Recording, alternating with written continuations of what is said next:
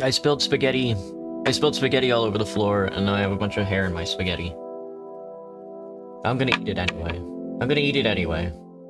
You probably wouldn't know anything about eating hair spaghetti, but that's okay.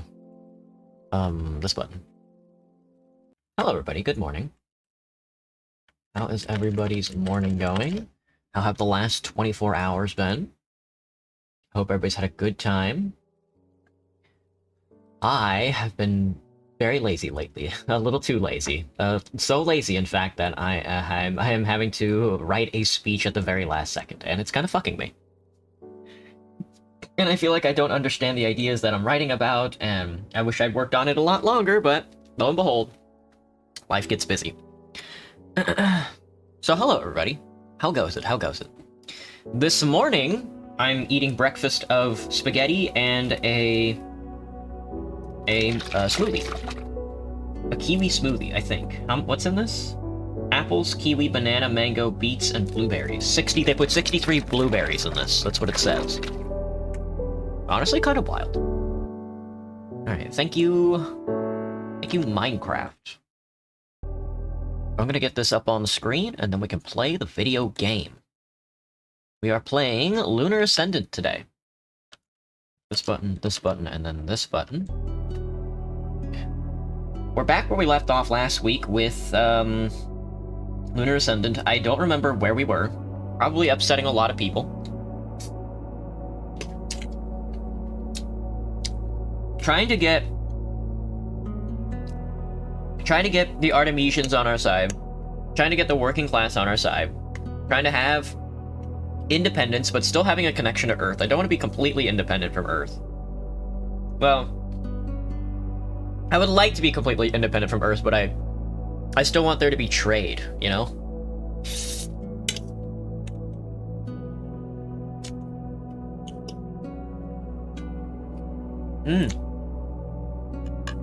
As it says in the title, pure Bonapartism. With that being said, making a drink before my spaghetti comes back up my throat. Hello, Escape. Hello, Silly Guy. Hello, Glacier.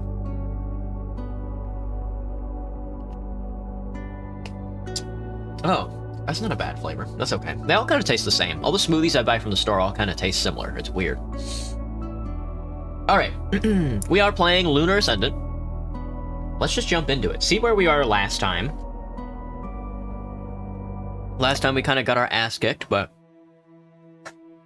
we'll see how that goes this time. Last time we got put through the ringer. I was desperately wanting to have, like, a big enough economy and a big enough helium supply to build, like, the sports arena. It looks like that's only going to come around this turn. This turn, it seems our economy is doing a little better. I think. As long as our I want our AI integration to bottom out. And at the cost of AI integration being terrible, I would like everything else to be, like, at max. Jess has... Okay, so we started a new turn. Here's another list of projects for this turn. A literature library. Helium-3 based solar energy system. Helium-3 based 3D printing. AI-assisted neurolinguistic therapy. Algorithmic matchmaking services. And commercial cryogenic center. That's a lot of investment. We have a big economy. But that's a lot of stuff to be investing in. I would, of course, like to do the library. I'd like to do the helium-3 based solar energy systems, as well as the 3D printing. Maybe. I don't want to do the AI. We want to use AI as little as possible. I don't care about algorithmic matchmaking services. We'll probably shoot these two down. Commercial cryogenic center. We'll see where we are with our economy by that point, you know? Because we're gonna be. Some of these things cost a lot of money. Oh, nanotech data center completed. Oh, let me get another drink.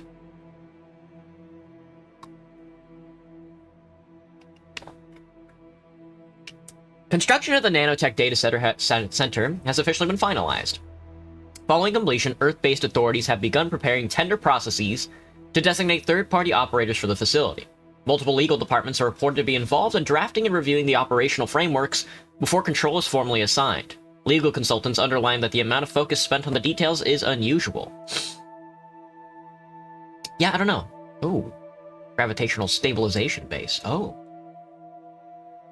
Things are definitely being built.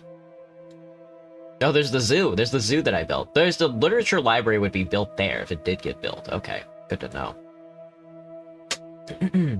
So the city is definitely coming along. There's the shopping center. Tiny little thing. Right next to the prison is very funny. Right next to the prison is very funny. Let me see. Attack prevented at the 9th port, district port. Yeah, okay, so this is from last turn. Last turn we stopped the district port. We'll see how... I'm not sure how the protests went. I guess we'll find out, huh? Thanks to the precautionary operations conducted in all active shuttle ports, we've apprehended a terrorist cell ready and set for an attack. They were located in the parked vehicle outside of 9th District shuttle port with contraband assault weapons and a large amount of explosives. We're going to process them at once and start the interrogation to acquire further information that will hopefully reveal further details on their motives. The initial questioning and evidence examination revealed that they're planning to plant the explosives on their way out of the port, perhaps after a hostage situation as a getaway distraction. I believe to safely say that we have prevented a great disaster. Excellent. Look at us. Hello. I'm okay. That's a lot of critical mail. Oh, shit. And this is... Oh, the Earth Literature Library. Okay, so I'll probably sign this off right now. Oh my god, 3 credits is expensive, though.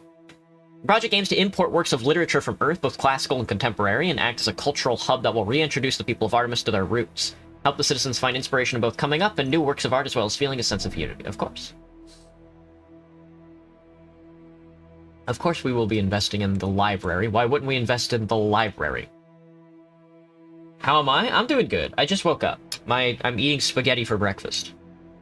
Actually, at the current moment. Yummy! Yummy spag! I'm just trying to get as many calories in right now as possible. Because I'm probably not going to eat anything for the rest of the day, which would be a bad decision, but that's one I'm making.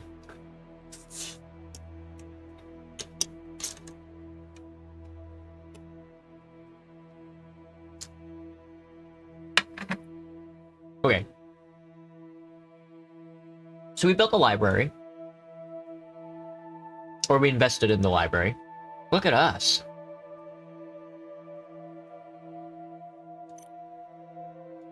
Okay.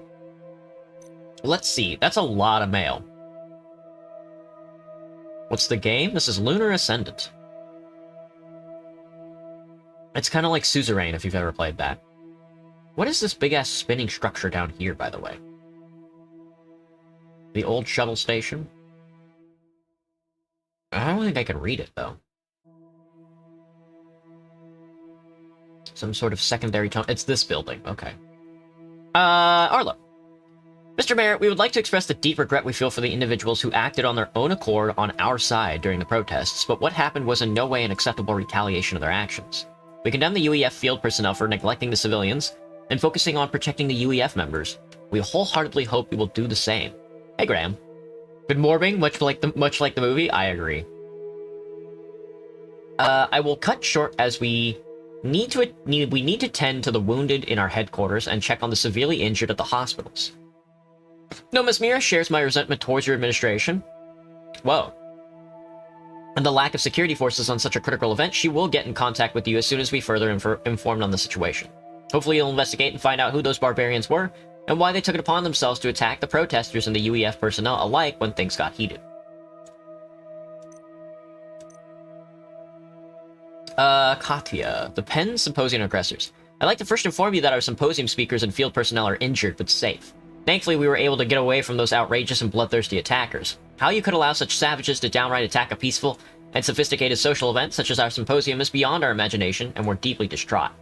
I hope for your administration's sake, as well as the continued cooperation between Earth and Artemis, that you have a clear explanation of why there are absolutely nobody to protect us, as well as who these people were and where they find the audacity to perform such vile, despicable acts. Both LIM members and our field security personnel are injured and beaten. This will most definitely require an explanation from you. We will be in touch, and I personally implore you to have an explanation as soon as possible.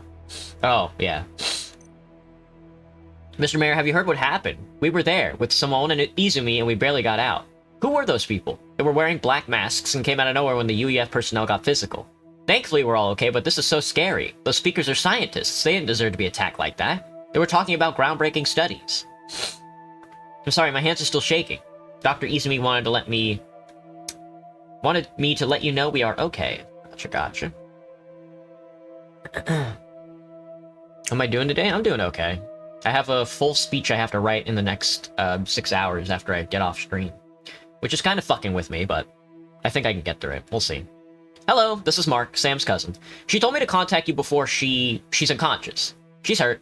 In an ambulance. We're heading to the hospital. We just arrived, and it was a mess. Blood everywhere. Sam tried to help the injured and got hit with I don't know what. Please help. No. That's a pretty bad report.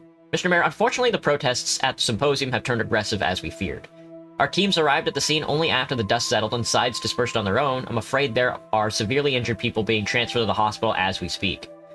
I will inform you in detail as soon as I receive an update from our field personnel. The initial inquiry with the witnesses indicate that a violent, unidentified group came out of nowhere and attacked both LIM and UEF members once the protests got heated. Well, it's honestly whatever. I'm growing more and more concerned with the media narrative and public opinion in the light of the recent incident. My popularity isn't that bad. I'll talk to Jess and drop by when we have time. We need a PR action plan before the extremist propaganda on independence and anti-UEF agenda becomes a snowball that we cannot stop even if we wanted to. Probably a bad decision to use that guy, but I'm gonna keep using him because it's funny. Oh, here we go. These are what I want to invest in. 6 helium? Oh, God! This research project is looking to find new and more efficient ways to utilize solar energy systems by using helium-3 based components and materials in order to reduce the dependency to Earth when it comes to harvesting, storing, and utilization of Artemis energy resources. Hey, Honeylove, what's up? Am I doing today? I'm doing okay. I'm eating leftover spaghetti. It's kind of sitting in my stomach like a rock, though. The project has the potential to greatly improve the existing sustainability systems, as well as paving a way for the innovative local manufacturing of new enhanced systems. Yeah, of course. Why is that 6 helium, though? God. Helium-3 based 3D printing industry. I can't now. They hate me. Production Foundation for Artemis through an industrial 3D printing initiative. Sorry.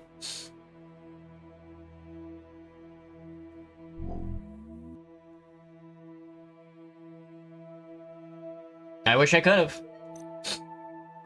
Game Changer declined. I tried! Deeply disappointing decision by Mayor De Silva, declining investment in 3D industrial machinery, printing with the helium-3 usage. I know! This venture could have allowed Artemis to hold its own against Earth in terms of sustainable maintenance and city maintenance, while creating incentives to come up with unique technologies and even eventually sell exclusive tech IP back to Earth. A critical misstep in the mayor that could have reshaped technological exchange, which we can unfortunately foresee the negative impacts of coming sooner than later. I know. What's my favorite game? Team Fortress 2. Most of these past weeks are full of narrative to feed an author. You could probably do a full speech. I'm doing a speech tonight actually. Art becomes leverage. Interesting. The Chamber of Commerce reports that a revised trade arrangement has been enforced, linking continued high-volume helium-3 exports to increased Earth import quotas for Artemis-made arts and crafts. Initial export shipments of handmade products have been approved. The artisans report increased demand and longer production cycles, with new labor entering the sector to meet export requirements. However, diplomatic channels note increased tensions surrounding the use of strategic resources as trade leverage. Earth-side partners have formally registered objections while remaining compliant. The report concludes that cultural exports have gained access at the cost of strained trade relations.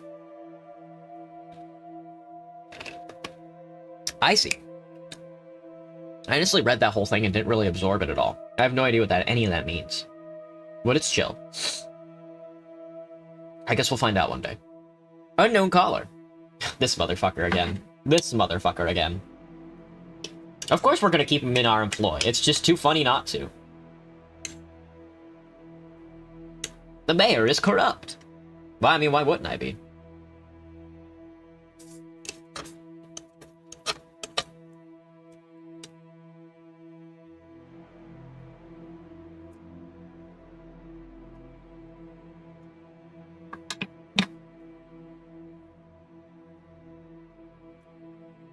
Yum, yum, yum, yum. It's not the cum. That's so sad.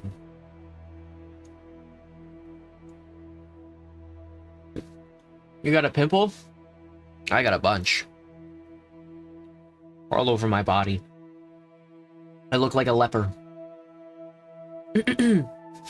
Ugh. Your private line rings resurfacing you from the deep thoughts of what your next move should be. For a second, you think about who has this number, but decide not to let it ring any longer and just find out instead. You pick up the phone, and before you can say anything, "You happy?" Could be better. True, but we did just start working together. I'm sure we'll refine things in time. My methods are not flawless, and I can accept that, but you gotta accept that they bring results. I mean, you did catch the terrorists, right? And believe you me, those protesters would have done far greater damage than my men did. The protesters were seriously armed and out for blood. You gotta keep those independence folk in check. You're in a better position than you realize. You see, my men were ordered to hurt both the protesters and the UEF security personnel. You can use that to your advantage, creating a common enemy.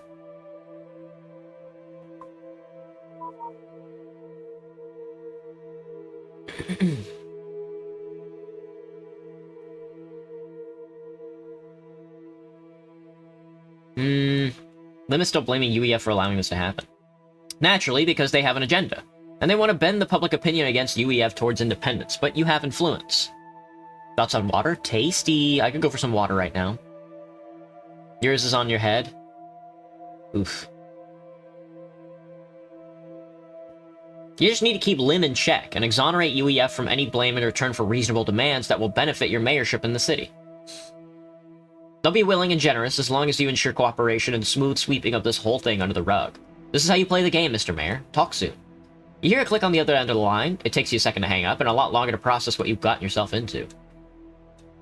Okay, we'll see. Illuminate the City Hall. Cassie wants to meet at City Hall. A PR crisis. Uh-oh. Uh-oh. The PR crises.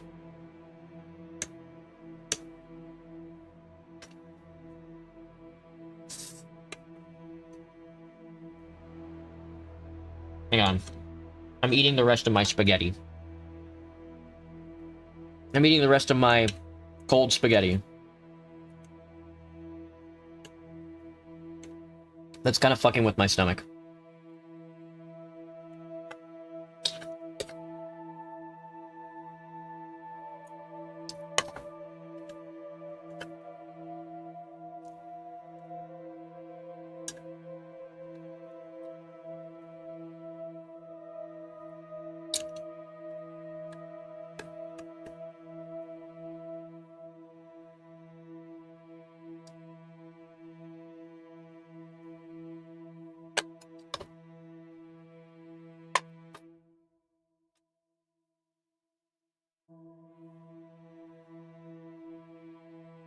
Okay. Alright, now I'm gonna drink my potion. Honestly, this thing is kind of fucking with... I think this smoothie is fucking with me more than the spaghetti.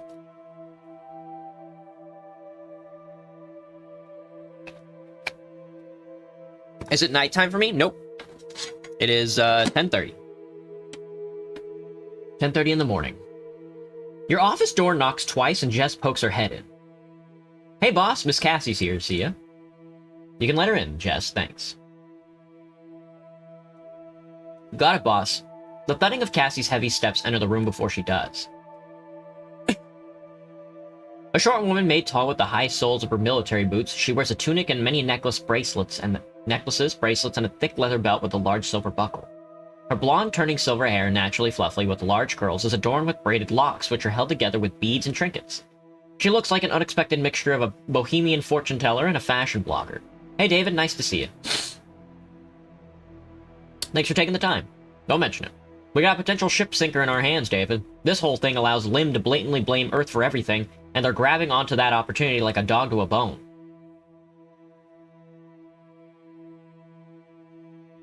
How exactly are they blaming Earth for everything? It's not that hard, to be honest. The narrative is this, basically. We shouldn't have had a controversial symposium about AI here in the first place, but we did. Why? Because Earth wanted it. We didn't have enough security to prevent this mess. Why? Because Earth doesn't allow us to prosper. We wanted this place to be different, a better version of civilization for humankind, but it's shit now. Why? Earth. It's not that black and white. Yes, but if you seem reluctant or neutral, you will seem weak. This is not what leaders do in times of crises. True. A very off-topic question. Not a light selection of food? No. I was trying to get a bunch of calories in today, this morning, Graham, because after I get off stream, I have to spend like 5.5 hours, like finishing up my paper, which I should have been doing like last night, but I got carried away doing other things. So I don't really have any time to eat today, so I was doing it during stream. And this is what I can muster up as far as like high-calorie food goes. Like long-burning carbohydrates, and then just like a short burst of energy to get me through the day. What you need to do is create a new narrative and lead the people. It doesn't matter if you want to side with UEF or stand against it, you can rally the people for independence or reconciliation just the same. You need to take the lead. You cannot afford to stay irrelevant, or this wave of change will inevitably crush you as well. You will, after all, be remembered as the man in charge at the time of this crisis. How are we going to control the narrative? Good question. For that, you have multiple options. Though I believe my proactive PR tactics may fall short in managing this crisis, especially since I'm not overly familiar with the lunar population's tendencies in such situations. My professional opinion is that you need something hard, fast, and highly effective. Do you trust the ladies from the Lunar Science Coalition? Sophia, was it? And Simone? Yeah, I do, honestly. Great. You may want to include them to this meeting through video conference. The way I see it, you either need to use AI to control the information or go directly to the people and make a high-precision statement that will trump over any misinformation they may be subjected to.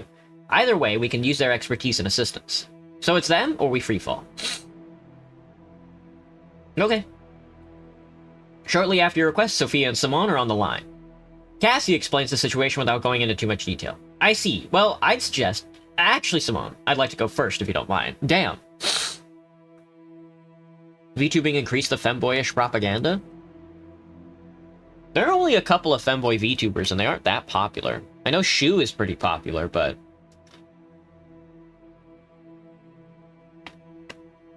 only by a little. No, I don't think so.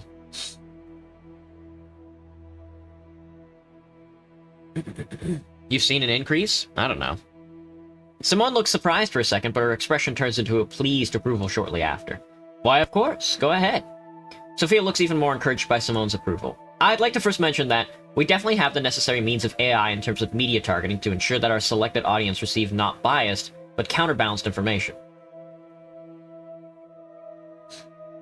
Counterbalanced. Yes, sir, exactly. You see, information is always filtered and targeted when it's delivered to audiences, be it by media sources, third-party platforms, or even the standard end-user preferences. Thanks to the advanced AI systems, what we can do is detect what kind of information each individual is being subjected to through the cumulative funnel of these factors, and then counterbalance that person's information flow with news and sources that would even out the potential propaganda or misinformation. If they're being subjected to too much independence propaganda, we can show them things that are actually good about the UEF. Vice versa. If their feed is filled with pro-UEF content, we can push positive LIM content to even things out.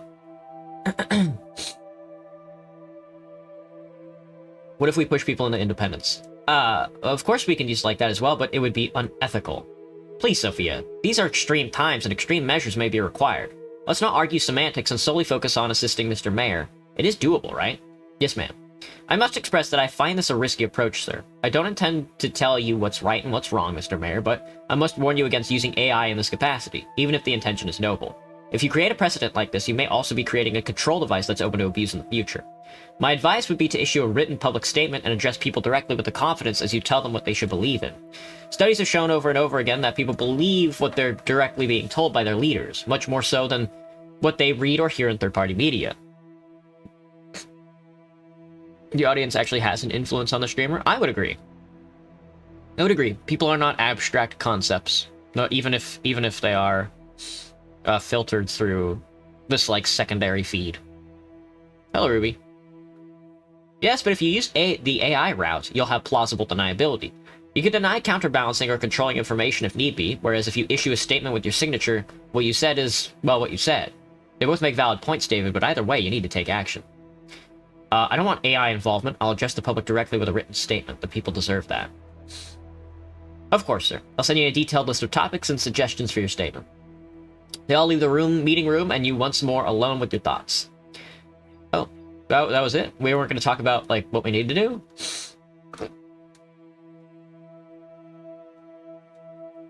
Check in on Sam and see how she is. AI-assisted neurolinguistic therapy center. I can't... 7 credits? Oh, well, it's AI, so I don't care. This project's goal is to bring the already established field of Earth's AI-assisted neurolinguistic therapy techniques to Artemis and help the people in need. Such services are proven to be very effective in helping people who need psychological counseling, and may help boost the morale of the citizens who've made traumatic experiences in both the recent and distant past. Nope, see ya. Nope, see ya. Articles 3. Private thoughts. The mayor of Artemis has declined a proposed investment in our neurolinguistic therapy center, an already established but non-conventional psychiatric method heavily involving the use of AI on the human mind. Had it been approved, the AI modules involved would almost certainly be imported from Earth, reintroducing the very technology that Artemisians sought to leave behind, maliciously presenting it to the younger generations as a supposed remedy. In rejecting this project, Mr. De Silva has avoided a tragic irony, perhaps a far greater risk.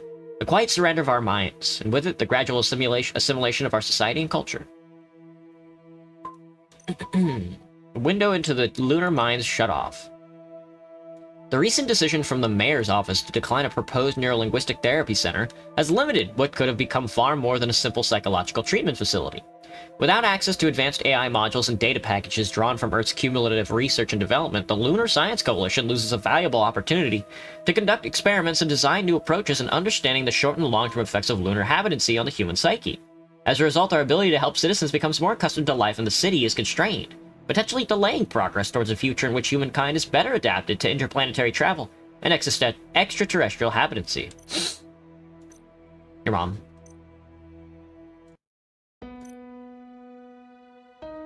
Your mom. Your mom, actually. Actually, your mom.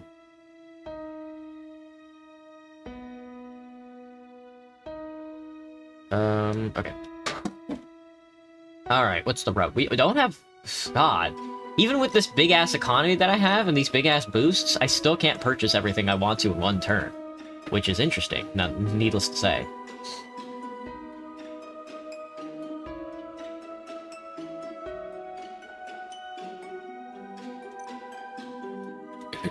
Check on Sam and see how she is. You arrive at the hospital, and the whole place is a beehive. Doctors and nurses are running from one patient to another. Gurneys roll left and right to rush the injured into the operation room. You move through them as if you're a ghost. Nobody even notices you in the overwhelming collective rush. The long-estranged anonymity and indifference makes you feel...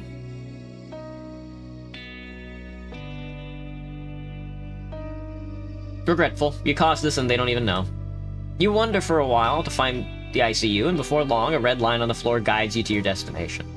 You step inside the intensive care unit, and the cacophony... excuse me. This gave me a surprising amount of information to my research. Thanks for the cooperation. What the hecky? Truly. The only sound is the beeping monitors and low moans of the people whose pain can't be relieved with sedatives. That's when you see Sam. She's lying in one of the beds. A young man is standing by her bedside with tears in his red, swollen eyes. He must be 25 at most, wearing a hoodie and jeans along with the thickly rimmed reading glasses under a ruffled head of hair. You must be Mark, her cousin. Yes, and you're David. Warily, he looks you up and down. He doesn't seem angry or hostile, but you suspect that he would be if he could, if he had the energy to feel those feelings. What did the doctors say? Nothing. They don't tell me anything. They say she need... His voice is breaking down. She needs to be monitored until she's no longer in critical condition. She starts sobbing before he can say anything. Mark, it's okay. It's not your fault. You turn and see that Sam's eyes are open, though barely. Damn, you alright? Sam gives you a weak chuckle. Not the exact words I use, but hope so. Mark, can you give us a second, please? I don't even want to be in this relationship, by the way. They kind of forced this relationship on me. So I'm just kind of, like, checked out of it. It's really funny. It's really fucked up, but also really funny. I promise I just need a second with... She stops mid-sentence, tired and out of breath. Mark nods and starts walking away. I'll be right outside the ICU if you need me. Sam waves at him. David, I'm not okay. I need you to stay calm. I checked my charts. I have multiple internal hemorrhages. What do you mean? I mean, it's not looking great. I'm not saying it's a lost cause. You're not getting rid of me that easily, Mr. Mayor. She smiles in pain. But I wanted to be alone, because I'm thinking you must be investigating this whole thing, and I'd like to help if I can. Please don't worry about that stuff. Just rest and get better. David, I'll have plenty of time to rest, but I was right there, in the thick of it. Let me help. Let's see. I picked up Mark from the port. He's a reporter on Earth. He planned his visit specifically to attend the Penn Symposium. Shortly after we arrived at the symposium, people started shouting and chanting. It all happened in the blink of an eye, but then these thugs came out of nowhere. They started attacking both sides, and then they were joking and having fun as they did, breaking people's arms and legs as they had a big laugh right in front of my eyes. It was horrible, David. I mean, the protesters did provoke the UEF security to take physical action, and I'm not saying UEF would have handled this perfectly, but these people, they were clearly sadists. I couldn't believe my eyes. Sam started breathing in a low purr, dragging air heavily into her lungs. You okay? Yeah, I'm fine, just need to rest. David, promise me that you won't blame yourself for any of this. I'm sure you did your best. I tried. I was there, David. Those people live violent lives. They don't know any other way. You're not responsible for their actions, but you can help them. How on earth are we going to learn how to live on the moon if we can't get along? She chuckles a weak, soft chuckle. Just as you open your mouth to say something, a nurse comes by with a new IV bag and politely asks you to leave. Yeah, see you soon, Sam. You see a warm smile settle on Sam's face as she reaches a hand for you, but before you can say anything, the nurse draws the curtain. As you're contemplating whether you should wait there in the case you get to see her again, another nurse comes by and tells you that visiting hours are over and that he will have to escort you outside.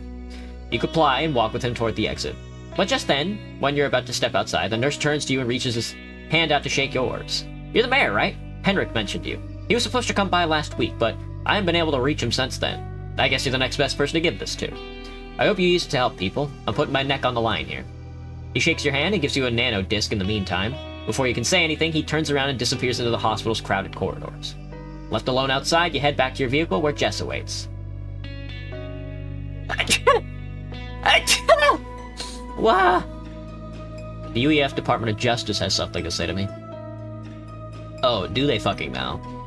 A public trial. We hereby officially inform you that your presence will be required at the investigation hearing of the recent incidents as requested by the public prosecutor, Joseph Bengal. While in normal times, all Artemisian criminal cases, including investigators and trials, were transferred over to Earth for due judicial procedure, UEF has decided to proceed with the case of the recent incident on the lunar city of Artemis.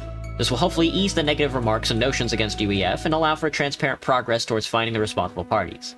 Prosecutor Joseph Bengal will have you, along with other prominent members of your city, on the stand for inquiries regarding the investigation, and you'll be able to address the public with your answers. We trust in your full cooperations. Best regards, UEF Department of Justice. Damn. Crisis management capacity issues. Algorithmic matchmaking services. I'm going to decline that one as well, of course. I mean, I can't afford it even if I wanted it. The goal of the commercial project is to implement an existing Earth-based system on Artemis. This system features a characterization-specific algorithm that provides detailed analyses of both personality and biological traits. The algorithm then cross-references this data to identify the most compatible partner for a given individual, increasing the chances of a successful partnership and optimal reproductive outcome. That's fucked up. Do they do that with Tinder yet? Is it algorithmic? They should make it algorithmic. 5 articles? Oh, no. Graceful intervention. Mayor De Silva has declined the proposed project that critics widely condemn as eugenics disguised as a matchmaking service intended to be established in Artemis. Had it gone forward, this initiative would have presented itself to citizens as a viable option in their search for a suitable partner. Despite relying on biological data cross-referencing, which is the very definition of selective reproduction, such models echo ideologies born from some of the darkest, most authoritarian chapters of Earth's history. Whoa. The matter of populi. The mayor's office has declined a project that, while it seems like a fun social initiative, could have had significant positive implications for the economic well-being and development of Artemis. The proposed commercial project, offering matchmaking services based on biological data cross-referencing, would have allowed not only the people of our city to find love, but also to form long-lasting partnerships and enable high-quality reproductive potential. This initiative could have had a net positive effect on the future generations of Artemis, facilitating growth through a developing population with a hopefully high proportion of youth. Managing the population is especially important for idealist societies such as Artemis, where manpower and numbers are the primary reliance for production capacity, which directly correlates with the prosperity of the city and its citizens. By declining this project, Artemis misses an opportunity to advance on critical goals, leaving the city without the potential benefits that careful population management can bring. Damn. crisis management and capacity issues. Hey. In light of the recent and unfortunate events, we regret to inform you that the physical capacity of our facilities has been exceeded by a concerning margin. Well, they only beat up like 300 people at most. What are you talking about?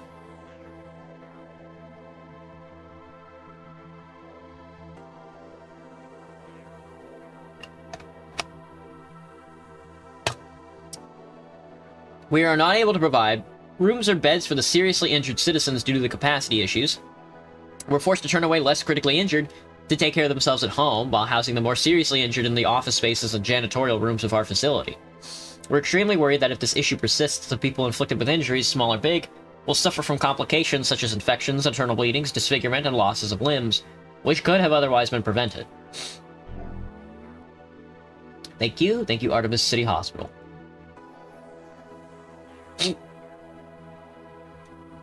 Critical equipment and supply shortage. Import-export branch.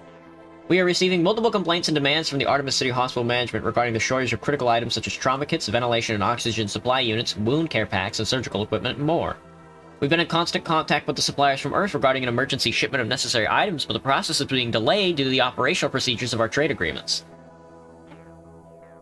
Sure, man. We need to take action at once to either propose a trade exception to bypass the commercial procedures and codes, or come up with an alternative to provide the Artemis City Hospital with necessary items. We'd like to help with the assistant in any way that we can in this unfortunate time. Well, we should manufacture our own, but we'll see how that goes. The hospital crises, indeed. Hospital staff on their payroll, perfect time to tamper with the records. They will try to write off the brain aneurysm and death cases as casualties from the recent incident. Beware. Good to know. Who's in my office? Oh, hang on. Sam wanted me to let you know that the hospital is a mess, and it really is. More and more injured people are piling up, and people are lying on the hallway floors. There aren't nearly enough doctors to tend to the wounded. You must do something, Mark. Mark. Hey, Mark. Jesus Christ. Leaving the hospital, you make your way back to the office, but when you and Jess step inside, you notice voices coming from the meeting room. Uh-oh. They're having a meeting. I know, it's gross and cringe. I get it.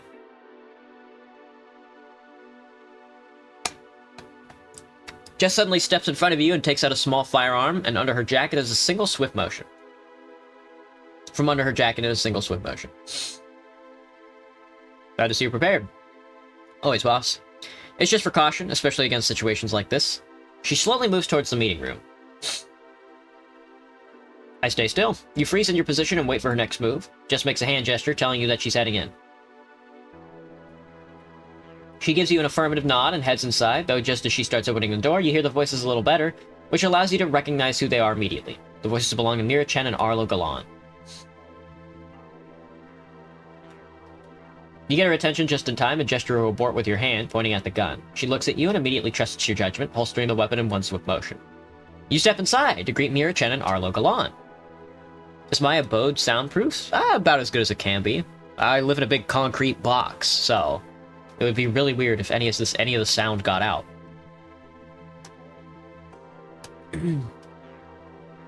Just when you're about to ask them what's going on, there comes the sound of clicking high heels, followed by a sensual voice coming from behind you. Mr. Mayor, what a pleasure to see you again. You turn around, and it's the head of the corporate consortium, Miss Alvarez. Greetings, Miss Alvarez. Alvarez slowly circles around you and takes her place next to Mira Chen and Arlo Galan, her hands softly brushing the small of your back as she does so. We dropped by without notice because we want to help you, Mr. Mayor. We know about the prosecutor and the fact that you've been called for public hearing. We want to help you, and if we were to contact you through any official and therefore traceable means, we would have deprived you of the plausible deniability of this conversation. Even worse, we could have inadvertently set you up to potentially be framed for conspiring with one of the prime suspects of this whole mess. She momentarily shoots a glance at Mira Chen. That's preposterous. Save your theatrical reactions for the hearing, Arlo. You and I both know that if this Bengal clown wants to charge your warrior princess, he can easily blame her for conspiring against the UEF and claim that the attackers of the symposium were Lim supporters in disguise. What the hell does that mean? They did ruin our event, after all. They did ruin the event. You know that's not true. I do, but does Bengal? And Bengal is not a clown. Far from it. He's a cunning predator. Arlo turns to you.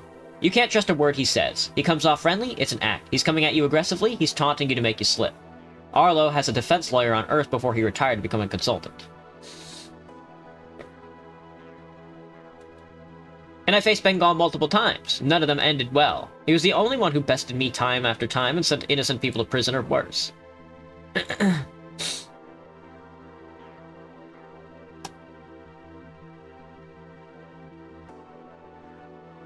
What am I supposed to do against him? You have to either be very honest or very convincing, because he'll sniff out your lies and tear you apart from them. Anything and everything you give him will be held against you, and the UEF will make sure to use it all in the heartbeat and defame you and limb. And where will the people of Artemis seek solace if that happens? Who will they turn to? The Earth, of course. Mr. Mayor, you need to realize that this is one in a million chance. If you hold the UEF responsible for incident, it will have an exceptional impact on the people of Artemis and their view on independence. How am I supposed to hold the UEF responsible? By telling the truth. Couldn't this whole mess be avoided if the UEF didn't insist on that highly controversial symposium on Artemis grounds, as if to mock and undermine the public opinion? Didn't their security detail only concern themselves with protecting their own against the protesters, and through enthusiastically excessive force? And have they not turned tail and run to protect the UEF members when those brutes barged into the symposium, instead of trying to protect both the Artemisians and the UEF? And there is your argument against the UEF. We could shift the public opinion in favor of independence, and that would mean leverage against the UEF. Better, more profitable trade deals, a more committed community and workforce, higher production, and much more. We're not looking to increase the value of our bargaining chips, Ms. Alvarez. We want independence. And you will have it when you're ready, Mr. Galan. More importantly, when Artemis is ready. Oh, you hear small motions in the background? I am doing small motions. That is true. Until then, we need to gain strength and establish leverage against UEF so they don't abandon and abort us instead of accepting that we are a force to be reckoned with. Arlo looks deeply offended by the confrontational tone of Alvarez. He lashes out with his head held high. Increasing cooperation increases dependence. No matter how strong your hand is, we need absolute independence. Artemis is ready enough. Ready as she'll ever be. Mr. Mary, if you go down the path of capitalism, there will always be a better deal on the table. There will always be new reason to wait a bit more, to cooperate a bit more. Alvarez starts shouting as well. And if you go all idealist, Mr. Mayor, you're likely to doom everyone to starvation.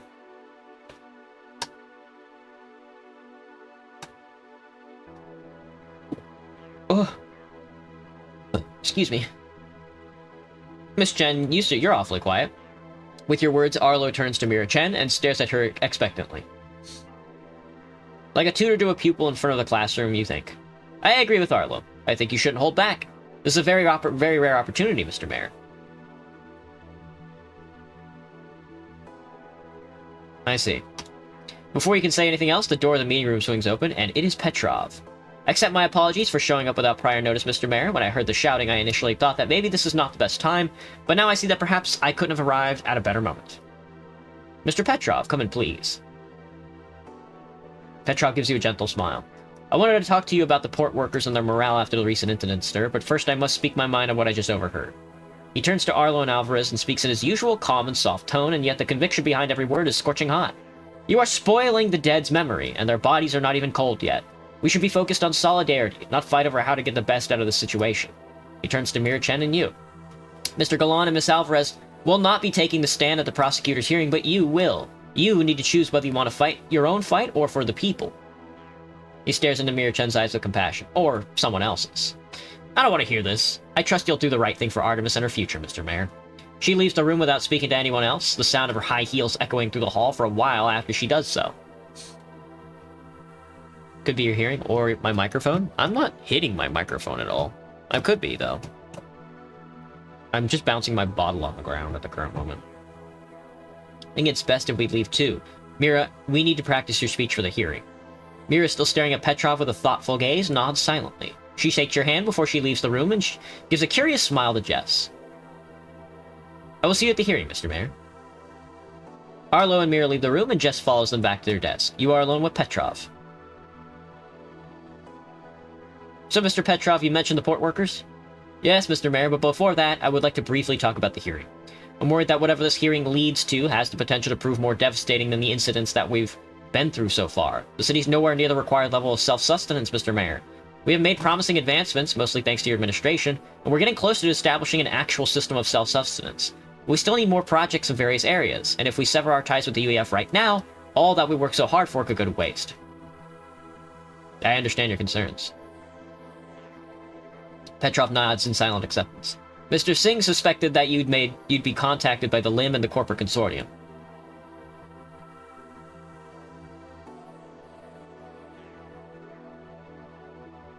You're in contact with Ravi Singh and the UEF? Naturally, to coordinate the operational planning of import-export activities and allocation of manpower. He respects your position and decisions. His only worry is that if this hearing takes a direction that will further alienate the already tentative public from the UEF, it may cause irreparable damages.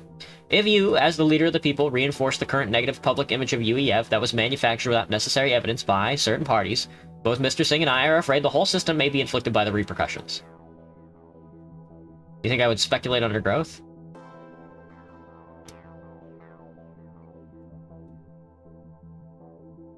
Yeah. Oh, gotcha, Graham. Thanks for stopping in, man. Best of luck, best of luck.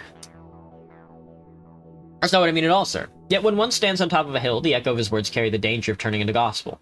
Our city's well-being depends on your guidance. With that, the gentle giant of a man reaches his hand out and shakes yours with a delicate firmness. I wish you the best of fortune and fortitude, as well as for all of us who will rise or fall alongside you. God. Make a decision regarding the PR strategy. Katya, Arlo, and Samid on the hospital crisis problem. I'd rather talk about this first. You step into the meeting room to discuss the hospital crisis and find that everyone's already there. Sophia is standing in front of the holo screen while Samed Raufi, who is my import-export, Arlo Galan, and Katya Gorchev are seated. You can sense that they've already been discussing the subject before you entered, as Katya and Arlo's body language clearly signals a recent tense disagreement. Welcome, everyone. Samed gets up to shake your hand while Katya gives you a cordial smile. Sophia greets you with her usual nervous demeanor, and Arlo gives you a firm nod while looking the other way from Katya. The injuries of the recent incident have taken an unprecedented toll, sir, and it seems that the problem will not go away soon, but will rapidly grow worse. Though Artemis had gone through some very stressful times in terms of medical care and supply capacity in the past, we've never experienced anything quite as violent and large-scale as this. The city hospital is paralyzed with injury and trauma cases, and they are in dire need of help. I'm sure you've read the reports. Yes, I've read the reports. Of course. I've had a long discussion with Dr. Izumi, and she believes that the only way to get through this is to utilize AI assistance. We can deploy smart diagnostic software into our existing scanners into a relatively short time and receive surgical AI models from Earth to be implemented into our manual surgery robotic arms so that they can perform certain operations without supervision. Out of the question.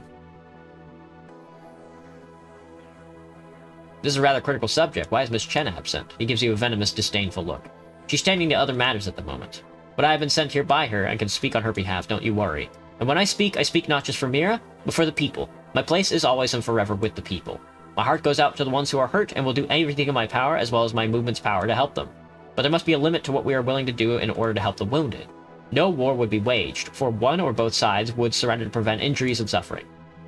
What is the meaning of all that suffering if the consequences is to do what the sufferers fought against? Will the people suffer? Perhaps. Does that mean we should heal them by using the very things they hate so much that they left their planet? Absolutely not. Don't you see? He gives Katya a side-eye. This is exactly what they want. But before you can continue, Katya interferes. Excuse me, what are you implying, Mr. Galan? No implications, miss. What I mean is plain and simple. He turns back to you. Only facts, Mr. Mayor. Even if not entirely intentional, can the UEF deny responsibility? I will not participate in this preposterous blame game. Mr. Mayor, I am certain that Mr. Singh and the UEF will be happy to offer their help if you make a request. You must understand that it's against political etiquette to send help without receiving a request first. It's perceived as patronizing, to say the least. See? They design our path. First, one puppet offers an AI. We say no. The other offers help instead. But wait!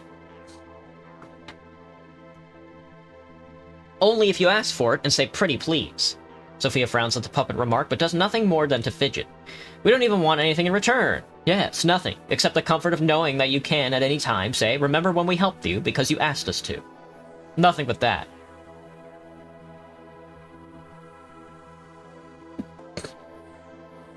I think Mr. Galan has a point. Claudia stares at you in disbelief. I'm sorry you feel that way, Mr. Mayor.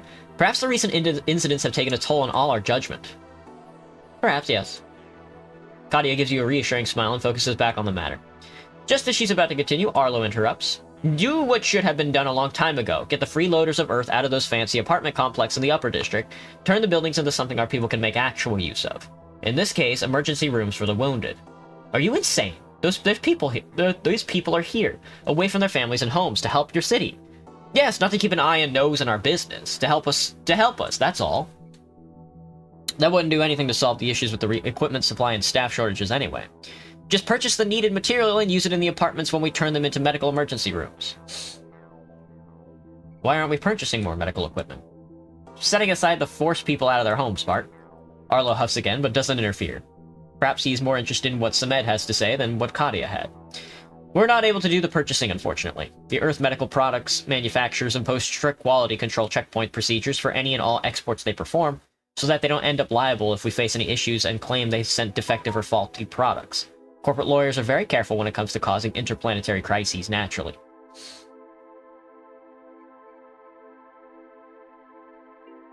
Just sign an agreement that will not claim fault on them if it happens. They won't make an exception in the time of force majeure? I'm afraid it's not that simple, sir. If they do end up sending faulty products, we'll have an even bigger crisis on our hands, and I, for one, cannot trust any corporations on Earth to not take advantage of this opportunity, even if not in malice, to get rid of some outdated products that are probably fine. It's a risk that can cause irreversible trade and credibility damage.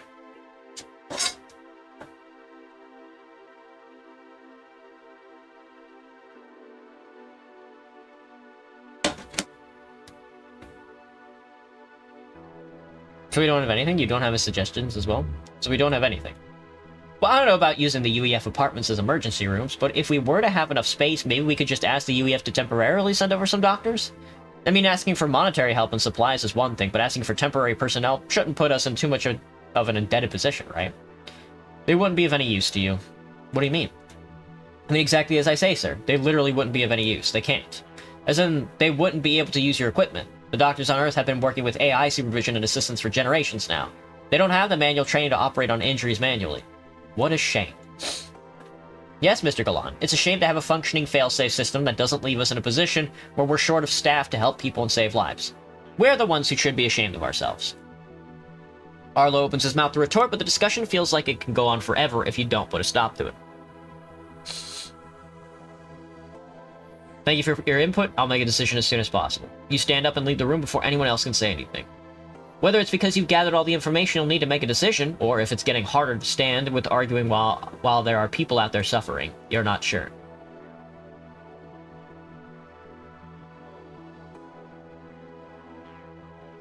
Leave without saying anything. You tell him just that, and stare at him until he acknowledges your demands. It takes a while, but finally he nods a disdainful nod. You leave the room. But I didn't give him any demands. What demands? That never happened. Okay, lots of decisions to make.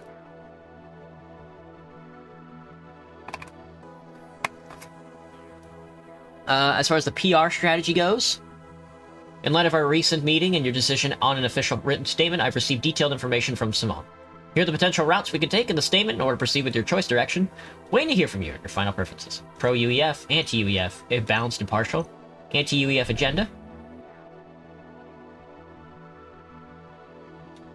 My anti-UEF agenda.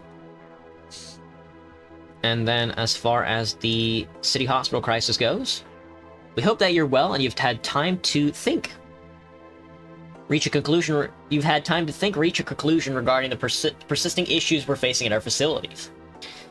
Wow! We'd be more than happy to hear your decisions so we can take immediate action by aligning with the appropriate channels and realize your directives to help people as soon as possible. Trade exception from Earth Corporation to bypass import procedures. I'm not going to be using AI. This one's dangerous in a very specific way. People are suffering visibly. Hallways, floors, blood, panic. This isn't just hearsay or a news story anymore, and that means whatever you choose to do or not to do will be registered as an emotional level first. AI is, of course, the fastest fix on paper, but it carries a pretty risky baggage. It's open to being twisted very easily. I can already see the radicals claiming that you're replacing their honorable doctors, the human touch, and even compassion. The press will absolutely run that angle if you give it oxygen, especially given Artemis' history and sensitivities. Seizing apartments, on the other hand, is explosive. Even if it works medically, it's a PR landmine, Forced displacement, Earth citizens being pushed out, property rights, retaliation narratives, actual retaliation possibilities. It writes its own headlines, and none of them are easy on you. But on the other hand, if you want to take a statement that boldly shows you'll do anything to prioritize the safety and well-being of Artemisians, it could prove to be an effective opportunity. Requesting a trade exception seems like the cleanest story you can tell publicly. Cooperation, urgency, shared responsibility, the whole package. Really, it looks humane, measured, and temporary. The risk is future leverage, but that's not the headline people will read today. Today is what matters when people are bleeding. But as always, the final decision rests with you, and unexpected results may emerge from unlikely choices. Glad to see you in good health, especially in light of the recent events, indeed. I'll spare you the ethics, as I'm sure others will cover that better than I could. From a financial and operational standpoint, the situation is grim, but also oddly constrained. Deploying AI systems is considered long-term pros and cons, the most effective solution here. They don't tire, need time off, and it reduces dependency on human labor. The upfront cost and political friction are the price of entry, but economically speaking, it's the only option that reduces future exposure. Another potential downside would be to dishearten the existing human medical staff and risk losing them in the future, but I doubt you have the luxury to think in long-term when it comes to risks. Requesting a trade exception is financially safe in the immediate sense, but strategically costly. You're trading speed for precedent, and once exceptions become normalized, suppliers will have fast tendency to adjust their expectations. It will not be in your favor. I'd expect to hear trade exceptions demanded from you as soon as the whole ordeal is done, and if you even think of saying no, they will make sure to dangle that favor they did right over your head. Finally, the seizing of apartments is, while economically iffy, strategically irrational. And I'd highly advise against it, unless you want to make a clear statement to say that all I care about is the citizens of Artemis, and I'd do anything to save them from the trouble, including burdening others to help them. Doing so would most definitely create economic backlash in the mid to long term as well. And in more physical and immediate terms, the logistics alone will be hard to manage, and you'll lose precious time performing something that was not ever planned or organized beforehand. I don't envy you, David. Yeah, we're gonna invest in the extra supplies. My sustainability and my popularity. Oof, that's rough. Oof, that's rough. Oof. Oof. Hang on, my phone keeps going off. Nope. Nope.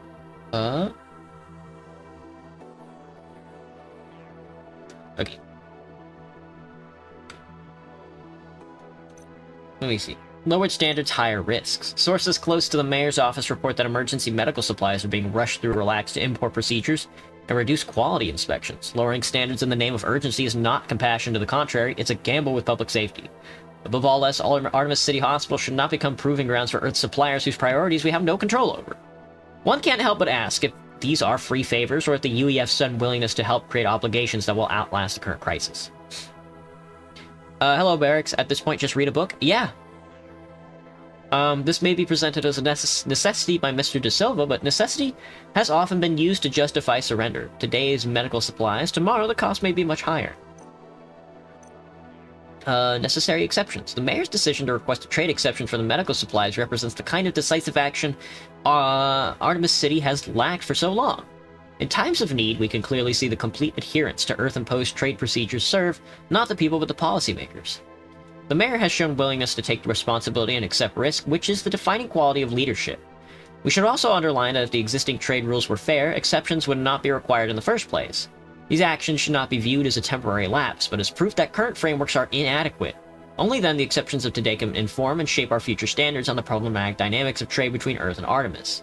If the Earth's policies cannot withstand moments of crisis, then they were never designed with our survival in mind, and we congratulate the mayor for recognizing this fact. Our times build trust. It is a clear demonstration of mutual trust. Mayor De Silva has requested and received a trade exception to accelerate the delivery of the critical medical supplies to Artemis. This decision underlines a truth often forgotten by the so-called idealist circles. Cooperation is not weakness when lives are at stake. Is this true? Thanks to the UEF and Earth corporations, the mayor request was immediately met with a positive response. The supplies were shipped with extreme haste. At a time when suspicions threatens to dominate every interaction between Artemis and Earth, we applaud De Silva for showing the courage to stand tall against archaic expectations and idealistic fanatics. The problem is that dropped my self-sustainability and my popularity by a huge portion. But whenever I invest in self-sustainability, my popularity and self-sustainability only go up slightly. It's very annoying. Oh, here we go. Efficiency of security forces and recent incident. This should be a good one. I'd like to personally reach out and point out that, as unfortunate and embarrassing as it may be, our forces have proven to be inadequate to provide the necessary protection of peace and order for the citizens under extreme circumstance. It is my honest and professional opinion that we must put the situation under retrospective investigation and analyze how we found ourselves in the regretful scenario. This way, we can make the necessary improvements at once and take necessary disciplinary action on anyone, including myself, who may be irresponsible. I've asked the Science Coalition analysts to conduct an impartial third-party breakdown of our performance as well, and you should receive their report.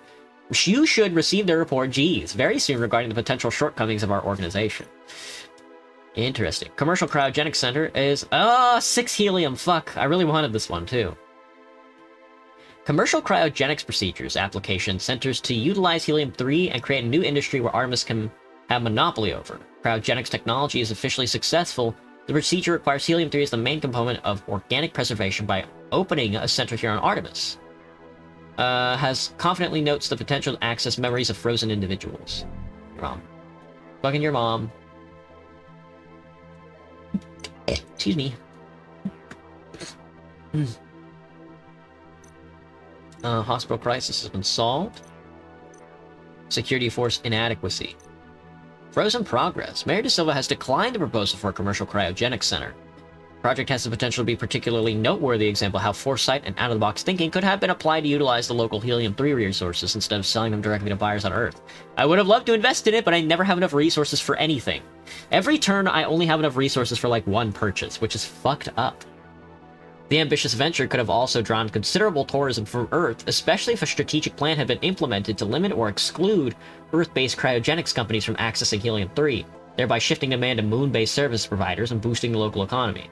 By declining this proposal, Artemis has missed an opportunity to leverage local resources, encouraging innovative economic strategies and attracting interplanetary visitors, leaving the Earth without the potential benefits that careful planning might have delivered. I know. Oh, here we go. We're on the report. We've been collaborating with security forces, and have analyzed their action patterns throughout the recent unfortunate events. While we've performed alternative pattern projections in various potential scenarios by changing different variables within the constant confinements of the situation at hand, we were not able to create significantly better outcomes. There's so much dead information in this. It's so padded out.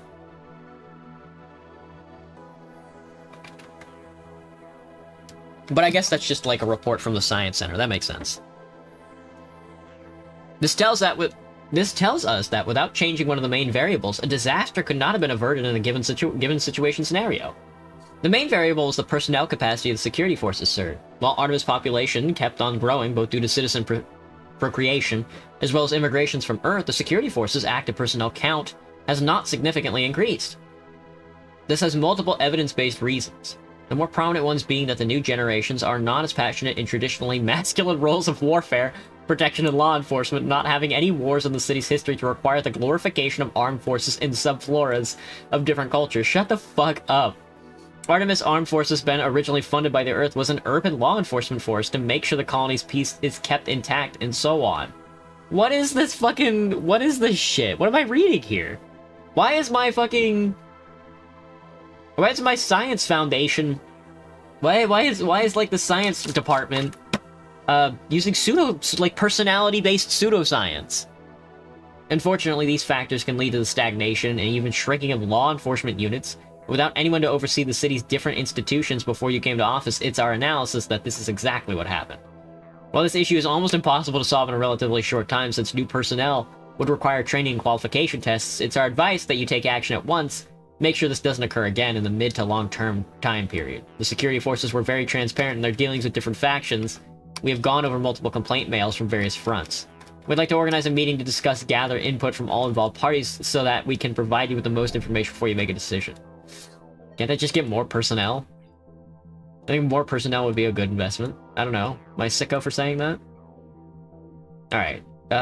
Security forces problem. Alright. I don't have any capital to invest in anything, so... who knows? It could be cult of personality type shit.